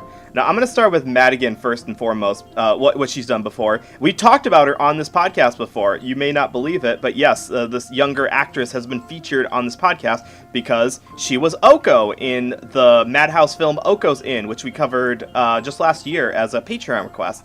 And I thought I recognized that name. I was like, I feel like I've seen that name somewhere before. You did, and that's why, Madigan doesn't have as many credits as some of the other people on this list, but that's okay, because she was great in Oko's Inn. Like, I really enjoyed her in there, and I enjoyed her in this too. Spoilers. If you're like, oh, I've never seen Oko's Inn, have I heard her in anything else? Well, if you saw Psychic School, you may recognize her. She was Kenji's sister. But if you don't watch anime at all, and you only watch children's preschool cartoons like Chuggington, then you've heard her there too, because she played Coco in Chuggington Station, which is the not quite as good as Thomas the Tank Engine, but people still like it nonetheless. I watch a lot of preschool shows. Some of them not entirely. I'm not surprised. I mean, I like Bluey, okay? I think it's a good show. Okay, no, wait, okay. So, I can actually, you know what? I can actually talk to you about Bluey. Steph and I watched 3 episodes at my brother's place on Disney Plus with his kids. Did you like that? That is Yes! I actually really liked Bluey! Thank you! I'm glad. I thought me and Dawn Bennett were the only ones. No, Bluey's adorable! It's really funny and charming and... Like, no, I was very entertained by it. I was like, I actually got a couple of good giggles. My brother and his wife were like, "Oh my god, we love watching Bluey. It's so funny. It's so good." That's a good. Noah, it is not just you. Bluey is actually genuinely really, really good. You want to know? So here's. You don't want to know why that show exists? Like its entire genesis for existing. Why, actually? I don't know. I don't know anything about it other than that it is unabashedly Australian. I mean, it is, and maybe you'll appreciate this in that it's not only unabashedly Australian, and that it actually gets funding from the Australian government.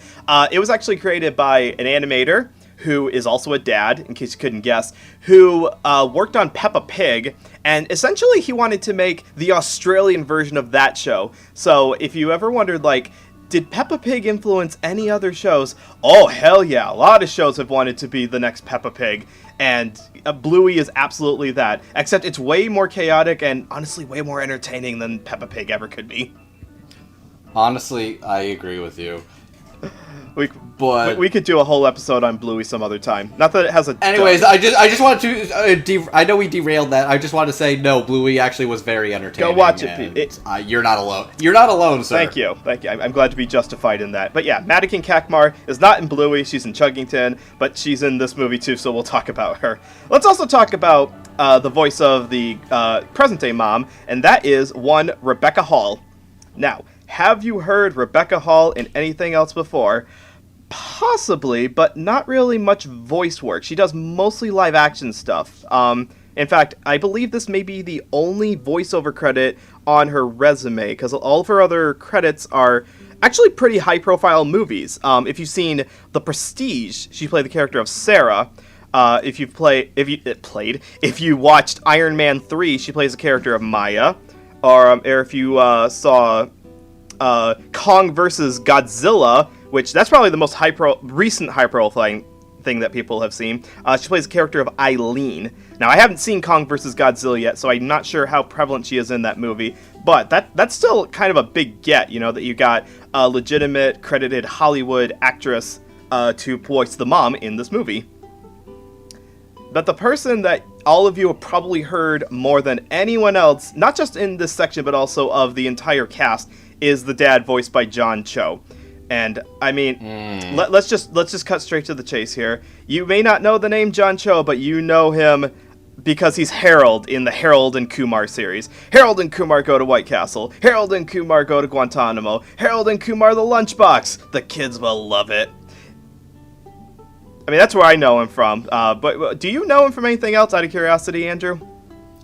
Yes. There was actually this really good, there's a lot of movies that like to do that. This movie was filmed through the entirety of, a computer or, a computer desktop. The desktop where movie. It's happening. Yep. John Cho starred in that called Searching, and he was fantastic in that, and that was probably like one of the best uses of that premise / gimmick, and actually kind of genuinely enhanced the movie a lot better in ways I was expecting. He was really good in that. I really liked him. I think I may have seen parts of it, but like you said, there are a couple of different desktop movies that I'm not sure which one it was I actually saw. A lot of them are horror movies, and a lot of them are terrible. It was a horror movie, yes, and it probably wasn't. I don't know if the one I saw was the good one or the bad one, but okay. So yeah, you knew John Cho going into this. Yes, I did. Yeah, and he has done voice work as well. If you saw the recent movie Over the Moon, which is the new movie directed by Glenn Keane, he plays the father in that one, who is a son of a bitch who dares to fall in love with another woman after his wife dies. How dare you do that, Dad? No, I'm not judging. That's frowned upon? It's not. It's the central conflict of the movie, though, is that the main character is a girl whose mom dies, and years later her dad starts to fall in love with another woman who's a very nice woman, but, daughter's not big on having a new stepmom.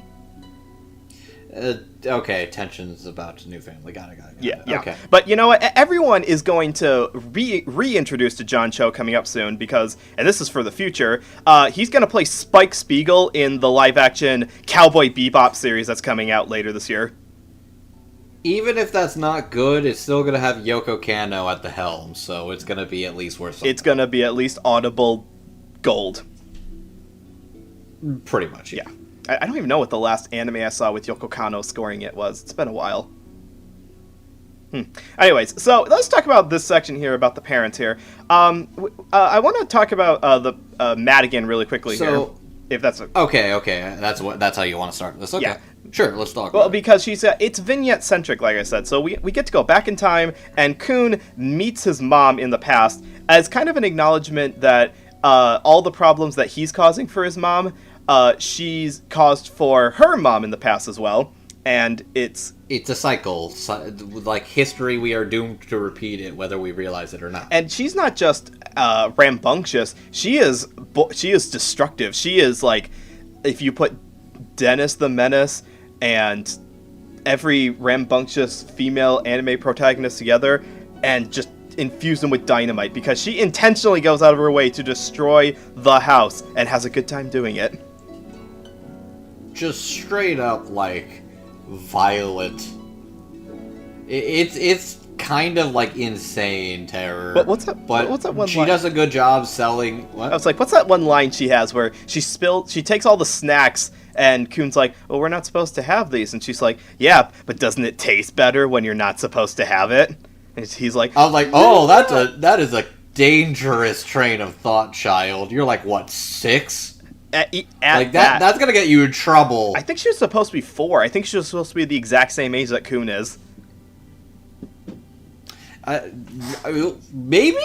Okay, yeah, she's probably like at least like 4 or 5 or something. Either way, you're right. That's a dangerous mentality, and Madigan absolutely sells it. Like, you can hear her smiling when she, like, the character smiles. You can hear Madigan smile when she delivers lines that are mischievous and obviously very much like how children think. I won't discount them for that. They got it right. I feel like the movie is actually the strongest in this scene because it's so unrestrained and you get to actually watch so much animated destruction. And they do a good job selling it. I'd say Madigan really does a good job selling herself as this young, rambunctious, but I believe this is a child who has conflicted emotions about her life, but also genuinely does care. She's just very much in her bratty phase right now, and she does a good job playing the whole crocodile tears thing at the beginning, and then just being a little destructive terror. But no, Madigan sells that especially well. She does, and I kind of wish that we'd gotten a bit more of this. The movie's not structured like that. It's what makes me upset is we get these really good vignettes, like, that have good little lessons in them, but they're only that. They're just vignettes. They're not like how entertaining do you think the movie would have been if Kun is like accumulating characters as the movie goes along and they like join him on an adventure rather than just being disposed of once their segment is finished? Okay, so basically build an RPG party of his family through time. Yes, make it Bill and Ted's Awesome Family Reunion. Oh, you know what? Oh god, I do like that premise better, actually. Shit. Anyways, so I'll say this. I think Madigan does a great job as Little Mom. I don't think I could extend the same to Rebecca. Okay, I'm glad you said that, because I know you said at the beginning that there was like one person in the cast who you weren't super crazy about. And it's Rebecca. I was thinking, it's Rebecca Hall. Okay, so go ahead and tell us why exactly that is, because she's got credits, she's got a career. Why doesn't it quite work for this performance? Here's the reality. Screen acting and even prelay acting are different skill sets than dubbing. And sometimes people are able to fit into both with relative ease. And some people you really, really, really need to train and work at it. I feel Rebecca is the most in this film where it's clear, like, oh, you are not familiar with this at all. Mm-hmm. And it just sounds a lot more stilted, and there's a lot of lines where it sounds like she is really rushing to fit the flaps and the timing. I feel like there's a couple of times where it's like, you can tell people are able to flow. Like, sometimes it's like when you have a certain amount of time and breath to take. Mm-hmm. Like, people know how to kind of, like, when you're dubbing, you learn how to expand and basically stagnate the way you say things, how you say it, and how you deliver it in this amount of time. Rebecca, I feel like it's the most clear that she is delivering the line, but she is rushing to fit the flap and the timing. And you can hear there's a lot of ways where it's like, where she starts off fine and okay, but you can tell near the end of like a sentence or two that she's kind of like, instead of just going from like, this is the sentence that I am saying right now, it goes from this is the sentence I am saying right now. And it's like it sounds just slightly faster just to match with the timing, and it sounds weird and it sounds very inconsistent. I think she has a couple of good moments. She has when she's a little more sentimental about the parenting, talking with the dad and all that, she does good stuff. I think it's when she's yelling and being frustrated and flabbergasted with her children is when she's at the worst, because she has to talk very fast. She needs to be very like angry and stern and fast, and it sounds off. It's not. I was wondering if that reaction, which I had a very similar reaction to you, I was wondering if that was because she's not written to be the most chill mom in the world. Like, contrast this with the mom from Wolf Children, who was almost sanctimoniously angelic. This one is the complete opposite of that. She is very intentionally short-tempered, more business-centric, kind of condescending, and not really the kind of person who I would trust with my children, to be completely honest. But I don't know if that was an intention. Like, I don't know if Rebecca's performance enhanced that and made me dislike her even more, or if that's just the way the character was written. I want to say it's because of the way it was written, but because Rebecca's deliveries are more business than mom, which is the best way I can put it. Like, she sounds like a business lady, not a mom character. There's not a whole lot of warmth in there, even in the more sentimental moments. There's like one or two sections where she chills the heck out and is actually like more sentimental, but then she starts to lose her marbles a little bit more again. I mean, not for bad reason. Kun is driving her absolutely insane, and I get that, but you're not supposed to lose your mind as the parent too. You're supposed to be the calming agent. You're supposed to show your kids the right way to behave. I had a lot of problems with this, and I agree with a lot of what you said. I don't believe that she had the best direction when it comes to getting a live action actress into prelay work. It's a tough challenge to overcome. You have to emote a lot. You have to get emotions through only with your voice, and if you're just not experienced with it, it's hard to break through into. And it's like, I don't think she is bad, because there are definitely moments where she legit has some very good, like, sincere emotional delivery and sincerity, but I feel like she is the most clear-cut case in the movie that they wanted somebody with a higher profile who was definitely struggling with the medium a lot. Yeah, she got top billing on. I'm looking at the home video release right now, and it's John Cho on one side, Daniel Day Kim on the other side, and right in the middle above the title, Rebecca Hall. That kind of checks out, and it's like on the one hand, that is, I know it's a rough thing to be tricky, but I don't want to sit here and pretend that it's fine or give her benefit of the doubt that this was her first time doing it, when there was literal children probably doing this for the very first time and sounding better. Yeah, I can't disagree with you there. And you know me, so I'm the empathetic. It's kind of like, I feel bad saying that, but it's like it's an unfair thing. Where it's like when. Yeah. I don't. Again, I think she was directed to have a more stern voice to her. But you can be stern and still have good deliveries. You can have believable deliveries. This did not quite hit the mark on that regard. But yeah, I think she has good moments. But I think overall she is the shakiest and probably weakest performance in this stuff. I won't say the same for John Cho, who makes the dad extremely endearing and fun. That he does, and I want to talk about the dad energy in this, because there's something that you and I were talking about before we started recording about, like, Noah, you're a dad, right? Like, yes, I am. You are the most dad among the Dub Talk podcasts. Which is... And by most, I mean you are technically the only, but you are at least top 3 in dad energy. Well, thank you. And I'm not sure if you put all the Dub Talk men in a lineup and said pick out the most dad energy. I don't know if anyone would pick me out just from the get-go. But that's okay. Because being a dad is more than just like how much facial hair you have or how low your voice is. It's also how much shit you can put up with. And the father in this movie also has to put up with a lot of shit.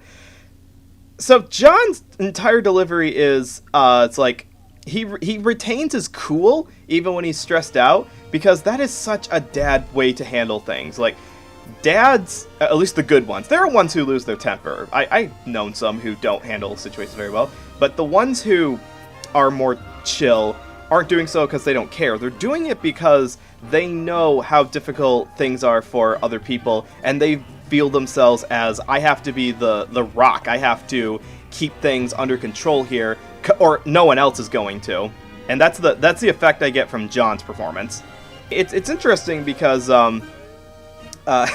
any actor who gets to make animal noises and collect a paycheck, that's a good day. I love the little scenes where he's like making animal noises. I think it's at Mirai, actually, just to try to make her laugh and feel better. Like, that's also a very dad energy performance. Like, the entire arc of this movie is him basically learning how to carry his kids, both figuratively and literally, in the case of Mirai. Yeah. Now, I have direct experience with what he's going through in more ways now than when I first watched this movie, because y'all may know of a little thing that we're still going through, known as the pandemic that has shut down a lot of offices and forced a lot of people to work remotely. Y'all remember that? It is quite... some of us are still going through that. I say it's still going on, because I know some people are back in the offices. Not everybody is. But boy, is it still going on in Japan. Don't get rid of the mask just yet, people. Stay safe and don't be stupid. But the reason I put that up is there's the bit in the movie where the father is taking care of the kids all on his own without the wife, because she's gone back to work in an office. Now, his animation and the fact that his face gets blue at some point really plays up the idea that he's not handling it as well as he could right from the get-go. You know, he's fumbling, he's burning the food, he didn't take the rice out to defrost, so he's got to eat it as this big chunk. He's rushing to get kids to and from places. Now, that's difficult. It really is. And I guess I can respect that Hosoda decided to put himself in the movie to show how difficult it is to be a dad. I'm not sure I appreciate how helpless the movie made it look. They made it seem like this is the best you can do. Like there was no crowning moment of accomplishment where the dad like figured out how to do it correctly so it wasn't so overwhelming. The movie just kind of stops and acknowledges that no, I'm not perfect, but I'm happy enough with who I am and how I'm doing this job. Mm-hmm. But yeah, no. I think just in general, John has a warmth and sincerity to this character that is just infectious. And it's just like, he to me is the most... I guess this is the character you most want to root for in this film, because he is doing his best. He doesn't always know how to do his best. No, but he is trying so goddamn hard. And like when you see the small victories, like when Mirai is riding the bike and he's cheering him on, or when he manages to finally hold little baby Mirai, and when his wife finally starts to let her guard down a little bit and relax after it's shown that he's really starting to get a hang of things. Like, he is the most recognizable, sympathetic, and charming person in this film. And I jokingly said, you disagree with me, but I feel like this to me is like a very... Like, this to me is the character that made it clear to me that Mirai is a I just became a dad movie through and through. Like, this is the most... This is not a 57th Prime Minister Shinzo Abe propaganda, as I have mentioned prior. This is... No, I had a kid, I had sex, and I'm raising children. This is what it's like. It's good, it's also terrible, but it's also honest. It's honest. I don't know. It's just, I'm not sure. I appreciate that there are very few films like this that show how difficult it is. Like, they make it painfully clear that it's not all sunshine and roses. It's not always like, you know, the cutesy shows we were talking about where parenting feels more idyllic than it is. There are stressful moments too. I'm just not sure that it belonged in a movie that's supposed to be focusing on the child themselves growing up. You know what I mean? But I can't fault John's performance at all. It is absolutely fitting for this role, and it's honestly, it's a little different than the Japanese. Like, the Japanese was a tiny bit lower than this, and I guess a little more archetypal, whereas John is just a very, I don't want to say chill, because he's got his freak out moments too, where he's kind of losing it, but he never lets that affect the people around him. John is very aware of the stress that the other characters are under, it feels like, and so he plays the character up as chill as you can be under the stressful circumstances.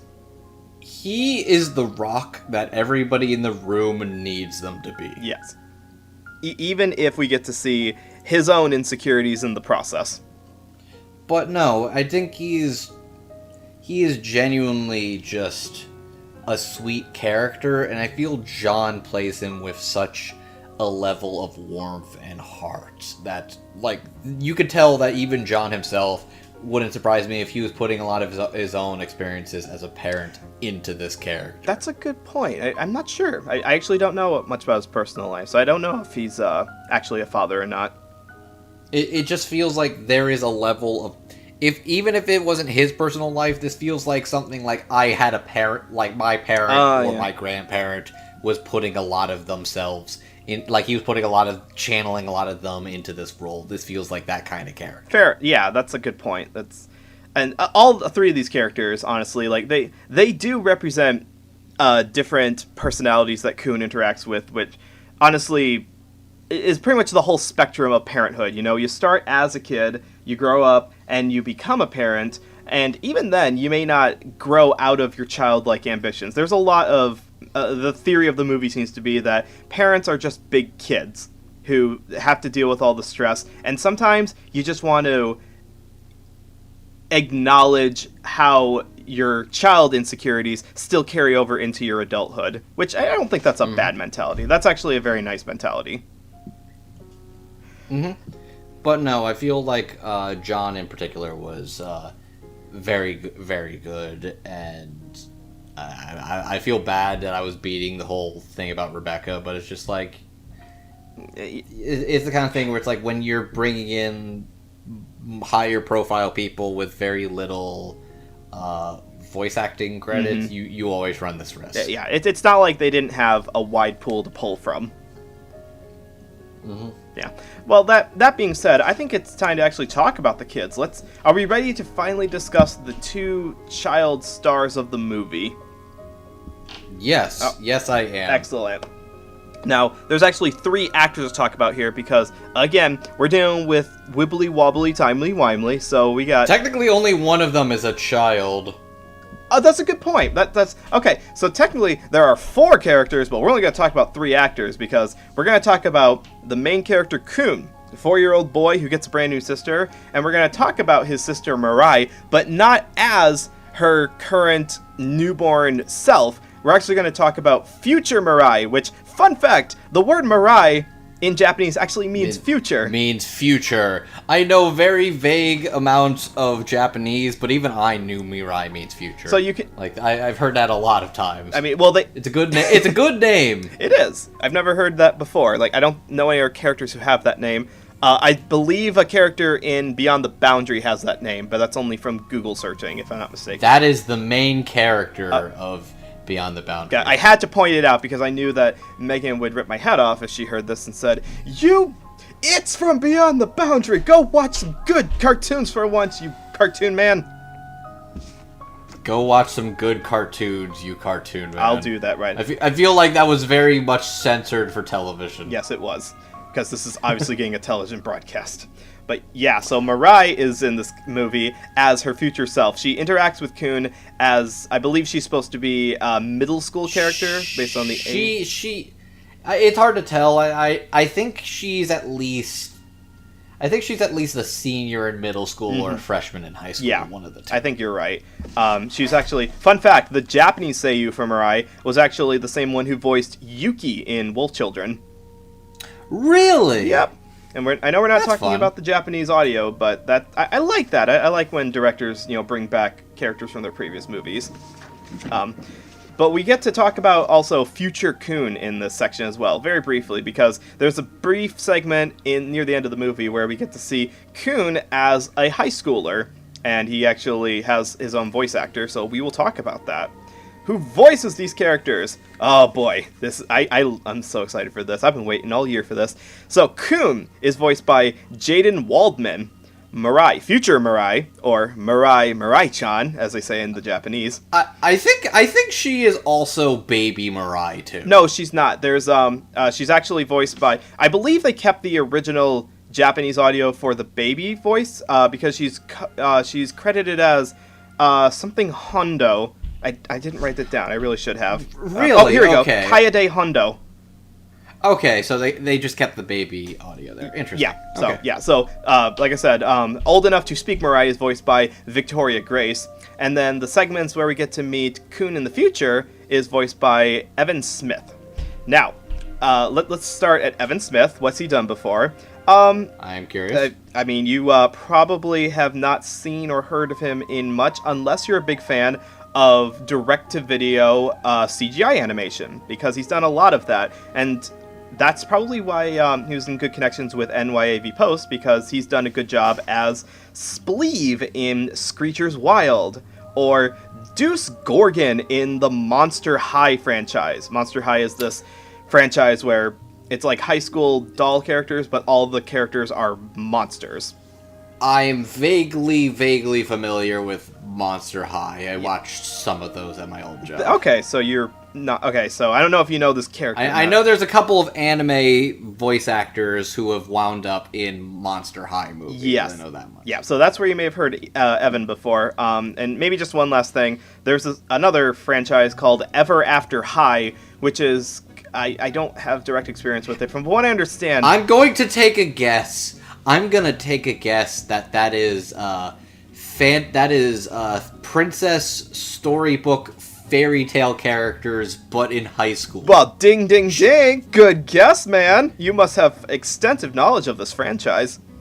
I have approximate knowledge of many things, Mr. NoahClue. Excellent to hear, Andrew.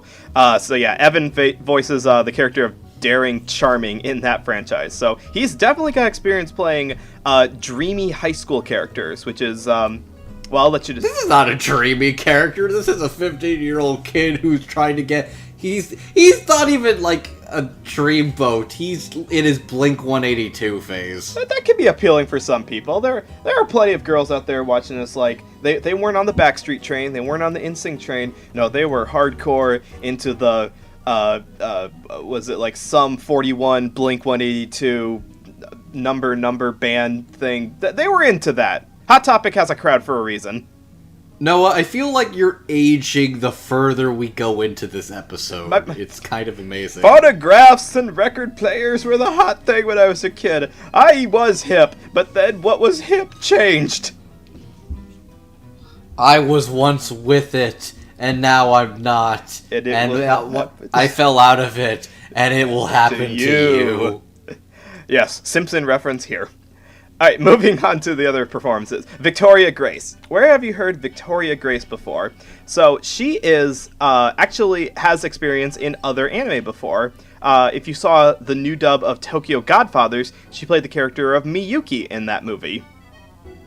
There's also some obscure stuff in here, like there's this new series out called The Casagrandes. She voices the character of Cindy in that. And there's this... Wait, Casagrandes... Wait, is that the Loud House spinoff? Okay. Maybe it's not as obscure as I thought it was. I was gonna say, I think that's the Loud House spinoff. It is the Loud House spinoff. Cool. I haven't gotten around to watching it yet, though, so I don't have a whole lot of experience with the thing itself. I know the Loud House, I just don't know the spinoff. I know the Loud House because it's literally one of... You know your show is good when it's the only Nickelodeon has decided to let it live alongside SpongeBob instead of Barry. It is one of the only things that is on, I feel, is on daytime Nickelodeon these days. You open up... It's literally just SpongeBob or Loud House. Yeah. So like I said, Victoria voices Cindy in that one. And then there's, she's also done prelay for non-Japanese animation redubs as well. One example... there's this, I believe it's a Korean animated movie called Yin Yang Master, where she plays the character of Long Ye. So, as opposed to some actors we talked about here, she does have extensive knowledge in prelay voice work before this. But, The big one I want to talk about, and I flipped my lid when I realized this, is the voice actor for Kun, Jaden Waldman. Now... does he actually have other credits? He does! He has one of the... Okay... This is only for the people who, actually watch preschool shows. So he's done the usual things you would expect. Like, he's done additional voices in other Cinder Nicholas Shea-directed anime, like Tokyo Godfathers and Weathering with You.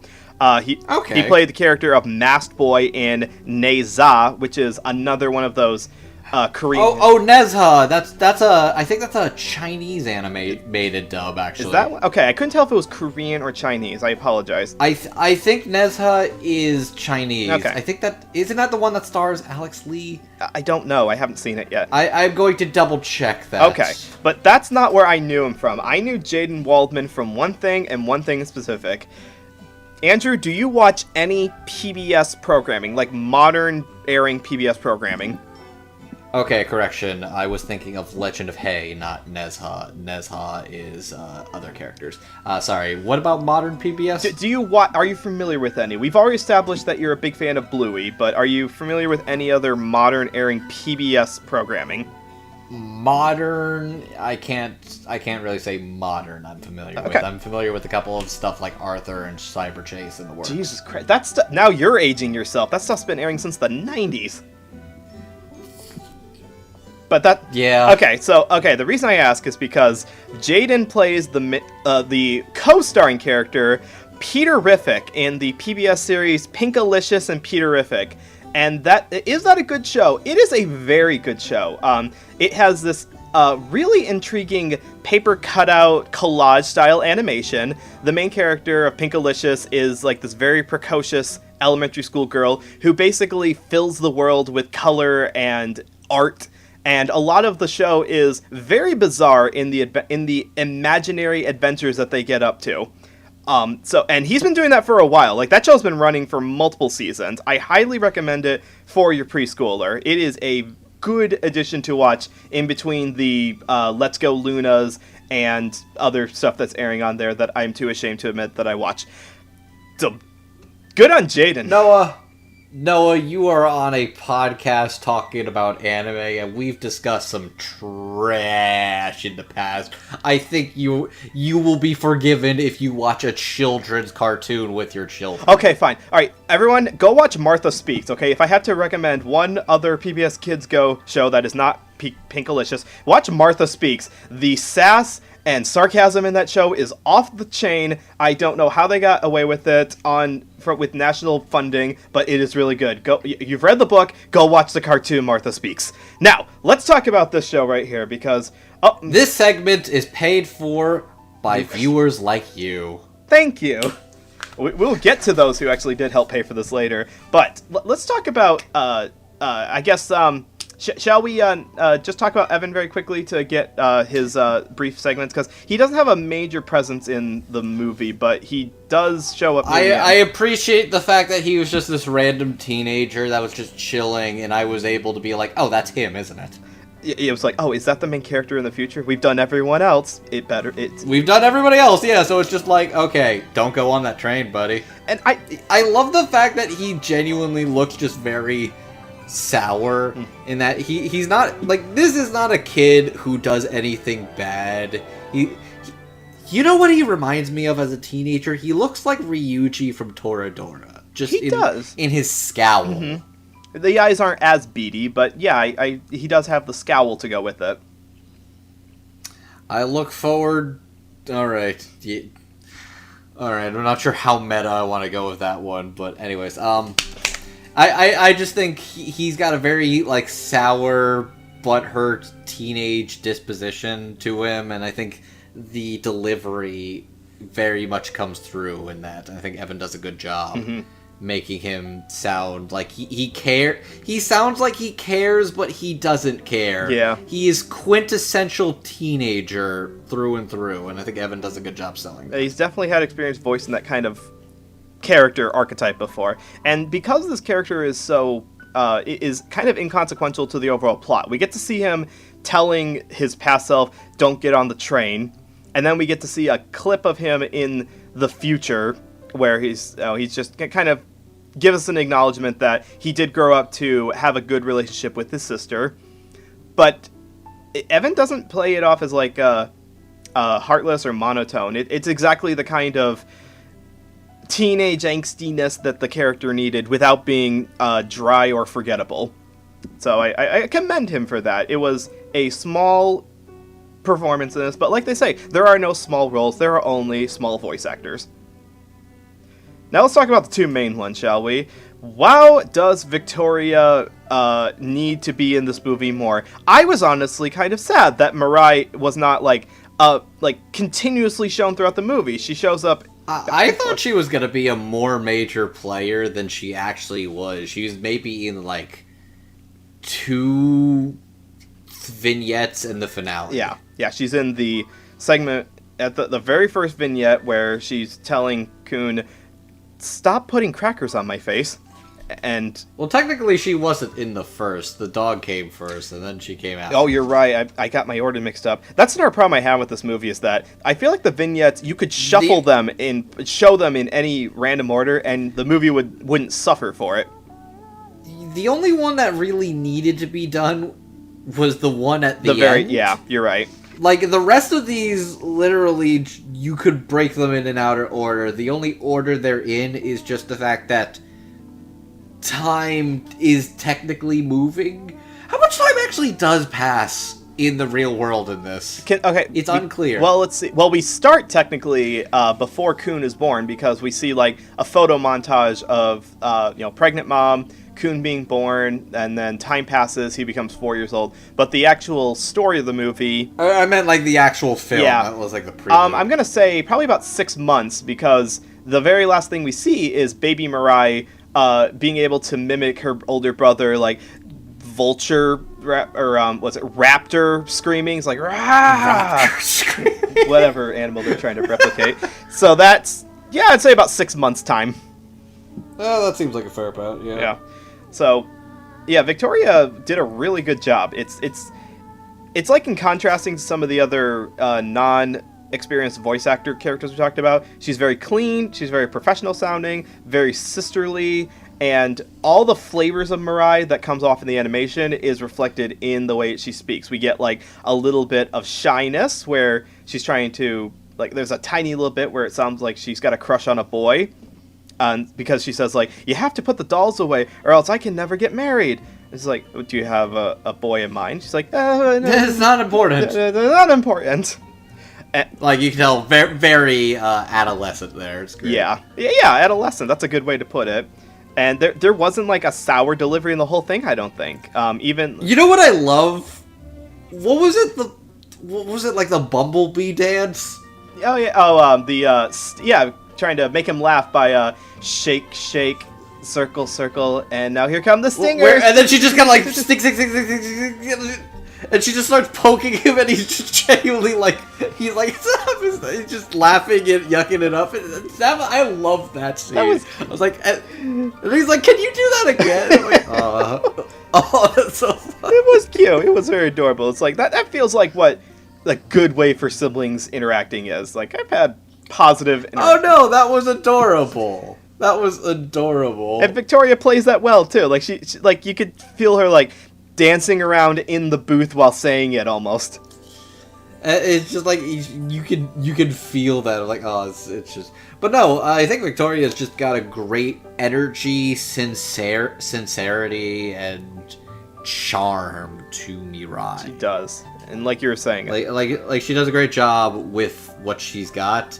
I wish we got a little more of her. Mm-hmm. That being said, like, I think she's good, but she is definitely not the standout.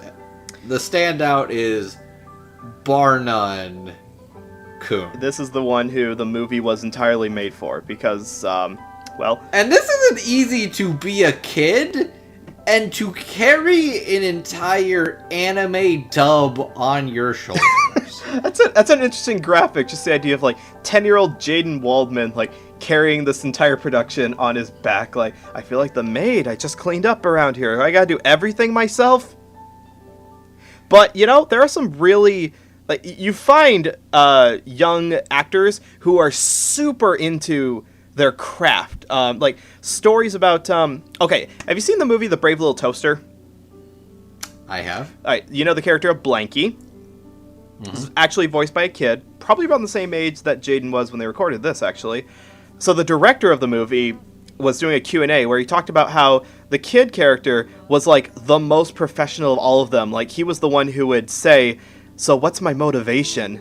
And keep in mind, you're surrounded by a bunch of professional improv actors in that movie, and then you get the one kid who's giving it 110%, and you're like, God damn, kid, that is awesome. That is admirable. Like, I want to be that professional. And I kind of feel the same way about Jaden here, because not only does he obviously have the skills to pull off regular in a TV series, as he's done in Peterific, but in this movie, he carries all of the realistic, self-absorbed little brother energy throughout the whole thing. I don't know how long they took to record this. Like, I have no idea how long the sessions went for, but I feel like you can't get up to this level of energy unless you've just got that natural drive and talent, and he's definitely got that.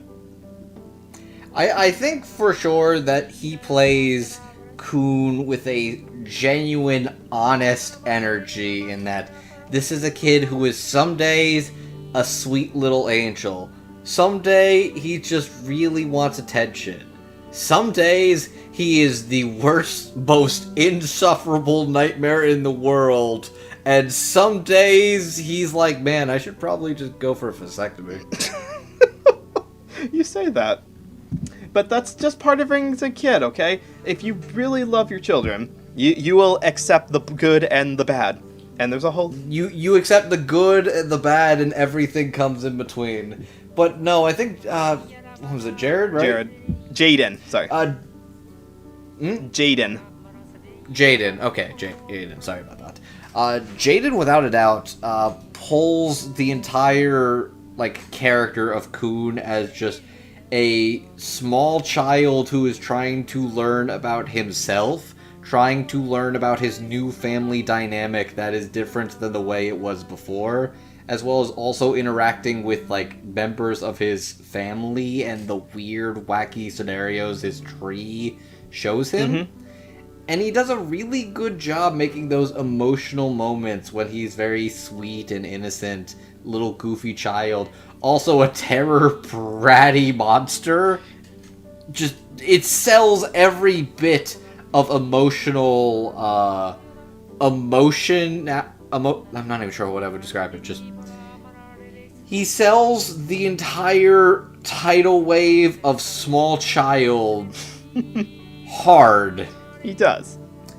He is believable, he is realistic, he is charming, he is terrifying, he is bratty, he is sweet, he is the whole 9 yards, and, without a doubt, I think this dub is not, perfect, but without a doubt, this kid is doing a lot of heavy lifting for this project, and if Kun didn't work, this dub wouldn't work. That's what I want to end off on. Yeah, the entirety of the strength of this dub was going to rely on how believable Kun's English voice actor was. Now, they could have done the thing that most television dubs do, where young children voiced by a woman, just to get that pitch. But could have done that. But this is an NYAV post dub, and at this point, that is basically one of their big staples as a dubbing studio, is that they seem to actively go out of their way to work with children. Actually go out of their way to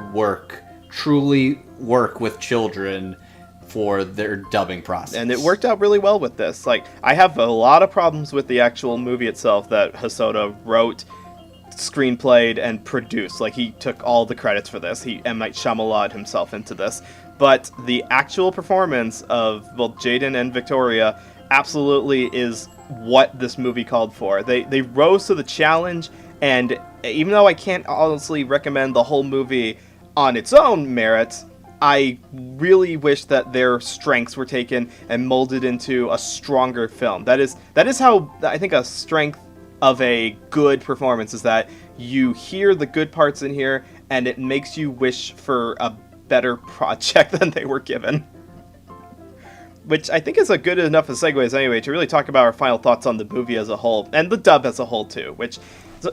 So I'd say one of these is a lot simpler than the other. I'll say, all in all, the dub is not perfect, but the dub is still pretty solid, with a couple of entertaining and surprising performances throughout. That's a fair assessment. It's definitely got some spottier portions of it due to some of the casting. I don't think the scriptwriting had any faults that I can really think of. They played loose enough with this when they needed to. And if you're the kind of person who's listening to this wondering, should I watch this movie in sub or should I watch it in dub? I'd say go ahead and watch it in dub. This is absolutely worth the watch for dub.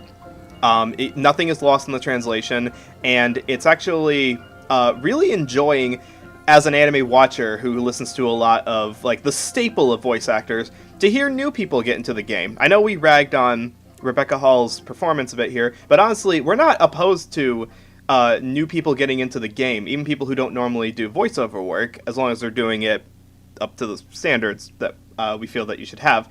But definitely listen to this to hear some newer voices that you may not have heard before voice some well-animated Mamoru Hosoda characters. Now, I want to end this off by really just actually talking about the film as a whole, because you may have noticed as we're going throughout this whole thing, dub I like. The movie itself, I'm not really a big fan of, and in fact, in rewatching this again, I may have to rank this as my least favorite Mamoru Hosoda film, saying that on the record here, lower than the previously lower one, which was The Boy and the Beast. I just was not really a fan of the mentality of where this movie ended up. I feel like its parts are fine, they just don't add up to a great whole. What would you say this movie ultimately adds up to in the end? What it adds up to is a bunch of really great vignettes, a lot of strong segments that were not glued together very well. I'd almost argue and say that you probably could have just made this... You could have made this a short story collection, and it probably would have been a better product? I think so. You remember Surrey Dairy Children, right? Not the comparison I was expecting. Go on. Okay, well, you know... But I remember it very vividly, yes. Okay. I'm not talking about the sex scene. That was not what this movie was about. Okay, no, they didn't actually. They almost did, but anyway, continue. So what I mean is, to your point about how Mirai the movie could have been a short story compilation, I feel like the individual vignettes, the part with the dog being jealous of a new kid, the part of a boy going back in time to meet his grandfather to learn how to ride a bike, the baby sister coming through time to basically interact with her older brother, those could have been segments of different characters. Honestly, I was literally thinking that's where you were going with this. Yeah. Honestly, yeah, the actual premises and setups could have been different families. Yeah, just like... And you wouldn't have really lost the heart of it. Because at the end of the day, the heart of what each vignette is trying to get across is still there. And they're self-contained, too, because what Kun learns in each segment doesn't really carry over into the next one. They're each... I forget the Latin term for starting from the beginning. That is not how you structure a movie. This is a great... It's actually kind of hard. It actually kind of makes it a little worse in some regards, because I know time is passing, but the way it feels like, it's like he learned a very important lesson, and then the next vignette starts, and he has immediately forgotten his lesson. Which is accurate to how 4-year-olds act. I'm not going to say that, Ruby, who is 4 years old right now, remembered the lesson that she was taught yesterday. It's not that it isn't accurate, but it makes a frustrating film. Yes, it does. And there's a reason. It's like, hey, this kid learned not to be rude to his sister. The next scene, he smacks his sister with his train. All over again. Like, did we not resolve this in the first segment? Apparently not. And it's like, I know time has passed. This is clearly like a month and a half has gone by, but the way this movie is structured feels like this is literally the next thing. Yeah, and that's... And I feel like that was... The why is it like that is I feel like Mamoru Hosoda has some very good ideas. He's an excellent animation director, but he's not working with his normal writing partner who wrote the scripts for A Girl Who Left Through Time, Summer Wars, and Wolf Children. He decided to take the... Oh, there was a different writer on this. Yeah, it was him. He was the scriptwriter. He was not... Oh! He was the director, the screenplay, original story, and he Hayao Miyazaki'd himself. He penned 418 different storyboards for the film. So this is all his baby. So this is all his true passion project of being a dad. Yes, it is. So he made a very personal project, but he didn't make a great film. No, he did a lot of heart and soul into this, and I can easily see a lot of other parents watching this and being like, I connect with the honesty and truth that's put into this. But as a film watcher, I'm watching this and being like, this needed to be a better written story. Is the only thing that's holding this back from being great. It's well animated. There's some great heart. There's some great ideas in here. The central concept of a boy traveling through time to meet his different relatives and learning lessons as a result of that. I mean, that's Dante's Inferno levels of really good ideas for a children's movie. Not that he needs to go to hell, although he kind of does near the end there. It's PG hell. Yeah, it's there you go. It's PG hell. But that is why it's like this is a very frustrating movie, like you said, and I really wish that I liked it better than I do, but I just don't. It's the weakest of the Hosoda films so far, and I really hope that my opinion turns around when we finally get to see Belle later this year. I'm very curious to see how that one will turn out. But that being said, I am definitely glad I did get to talk about this dub with you. I'm very glad I was able to sit down and do a one-on-one review for you for Summer at the Movies. This was a lot of fun. It was. Thank you very much. I'm glad that we got the two dad energy men together to talk about the almost quintessential dad movie. See, I'm not even the most dad energy. I just have more facial hair than you, so you can have more dad energy. I gave you some of my facial hair. I can't grow. I've tried. I've tried to grow the beard out. I tried to grow the mustache out. I just can't. It just turns to scruff, and that's as far as it goes. It's pretty depressing, and I am like one of the I am one of the younger ones here, and I have like twice the facial hair on him. That's, you know what, he can have that, because I got the hot wife and the cute kid, so I just consider that a fair trade-off. And the cute dog now! And a pupper! I got a puppy! Hi, Lily. She's literally lying right next to me right now. And you guys could not hear her the whole movie. That is how chill she is. She's a good puppy. Oh, you got a good one. You treat that dog right, god damn it. You damn right I will. So, Alright. Now, if you guys are watching this and you're like, I kind of want to watch this movie now. I need to find out what these weirdos on the internet are talking about. So, Mirai is currently streaming right now. It is actually available in both Japanese audio and English dub on Netflix. Yes, that's right. Netflix, the bringer of life, taker of worlds, has this movie streaming. I believe the movie sub and dub is also streaming on HBO Max as well. That's where I was originally going to watch this before I found out it was also on Netflix too. That is also correct. There is, I believe, G Kids, who most prominently G Kids is the licensor of this. They got the Studio Ghibli films. They've got those streaming on HBO Max. Sounds like they're also bringing as much of their catalog over to HBO Max that's not Ghibli films as possible. Not all of them, but at least a lot of their bigger anime features that they have. Yep. They bring in them there too. Yes. Yeah, and speaking of G Kids, they do have a home video release for this as well, which I do recommend, because although the film itself is, we just spent an hour talking about it, it's got a lot of good bonus content on it. The home video release comes with interviews, like a one-on-one interview with the director, Mamoru Hosoda, goes into the daily production in Studio Chizu, that's kind of fun to watch, and shows like the making of the movie and interviews with a lot of the seiyus. So if you like bonus content that's not available on regular platforms, check out the home video release. Alrighty. Now, that being said, we could not have discussions about Summer at the Movies or any movies or mid-tier Mamoru Hosoda films without the fine folks who support us over on Patreon.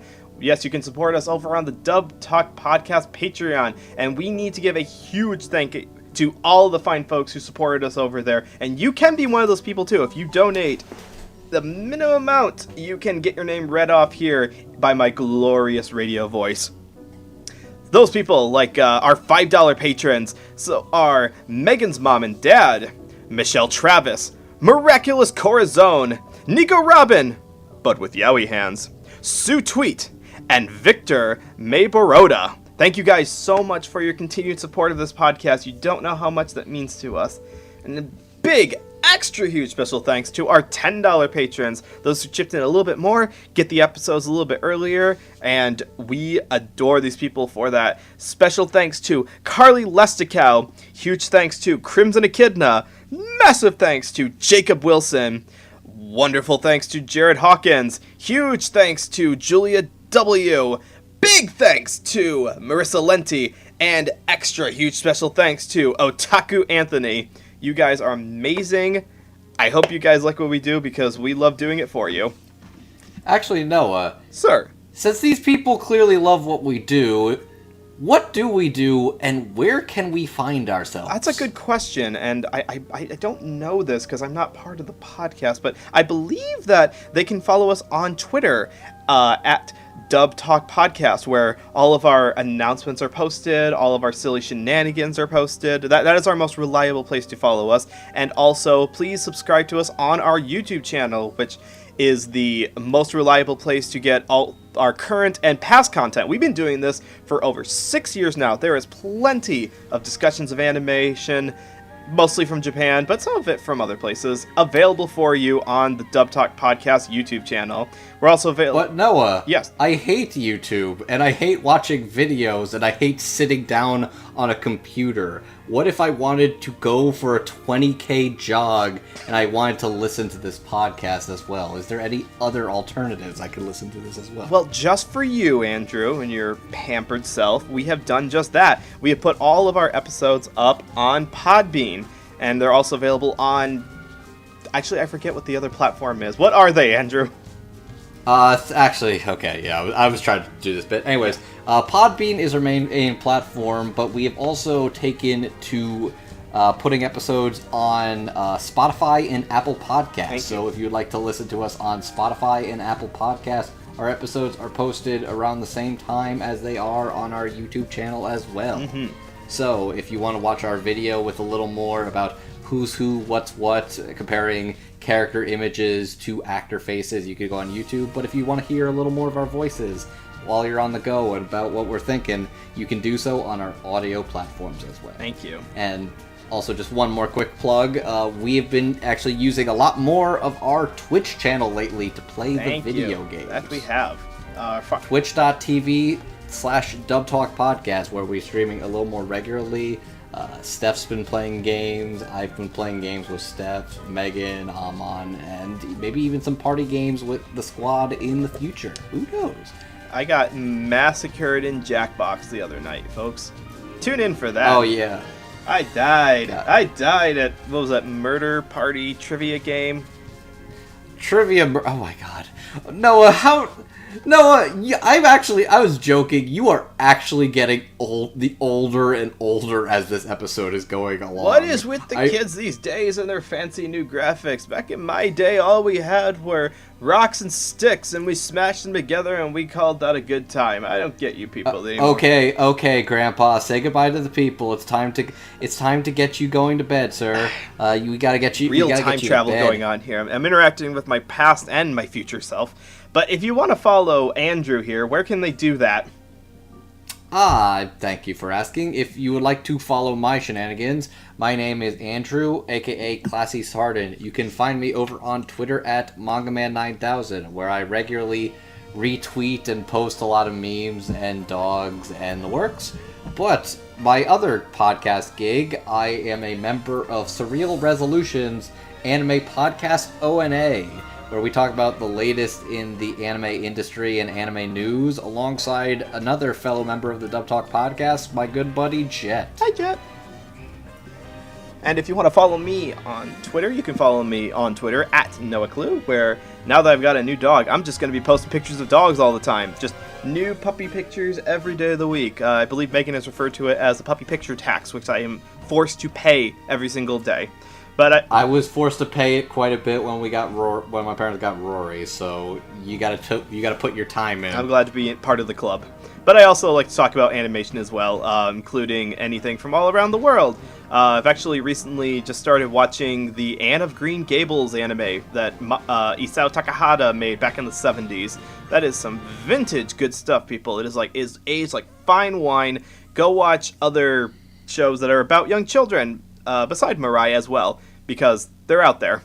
And that is what we are going to finish this off on. Again, thank you, Andrew. This was fun to do, and please continue, everyone, to watch the next upcoming episodes of Summer at the Movies. Bring your popcorn. There's plenty of more popping to go on. All right. And with 60 seconds left on the clock, I think the only thing left to do now is to plug the next movie in the franchise. So what's coming up to the channel next week, Andrew? Next week, we've got a ripe, juicy apple that you can sink your tiger claws into. As you can see, a little more. Just grab a good book, grab a seat, and enjoy the chaos. Are we finally covering the Snow White movie? Sure, bud. Yay! Sure. And with that, thank you all for watching.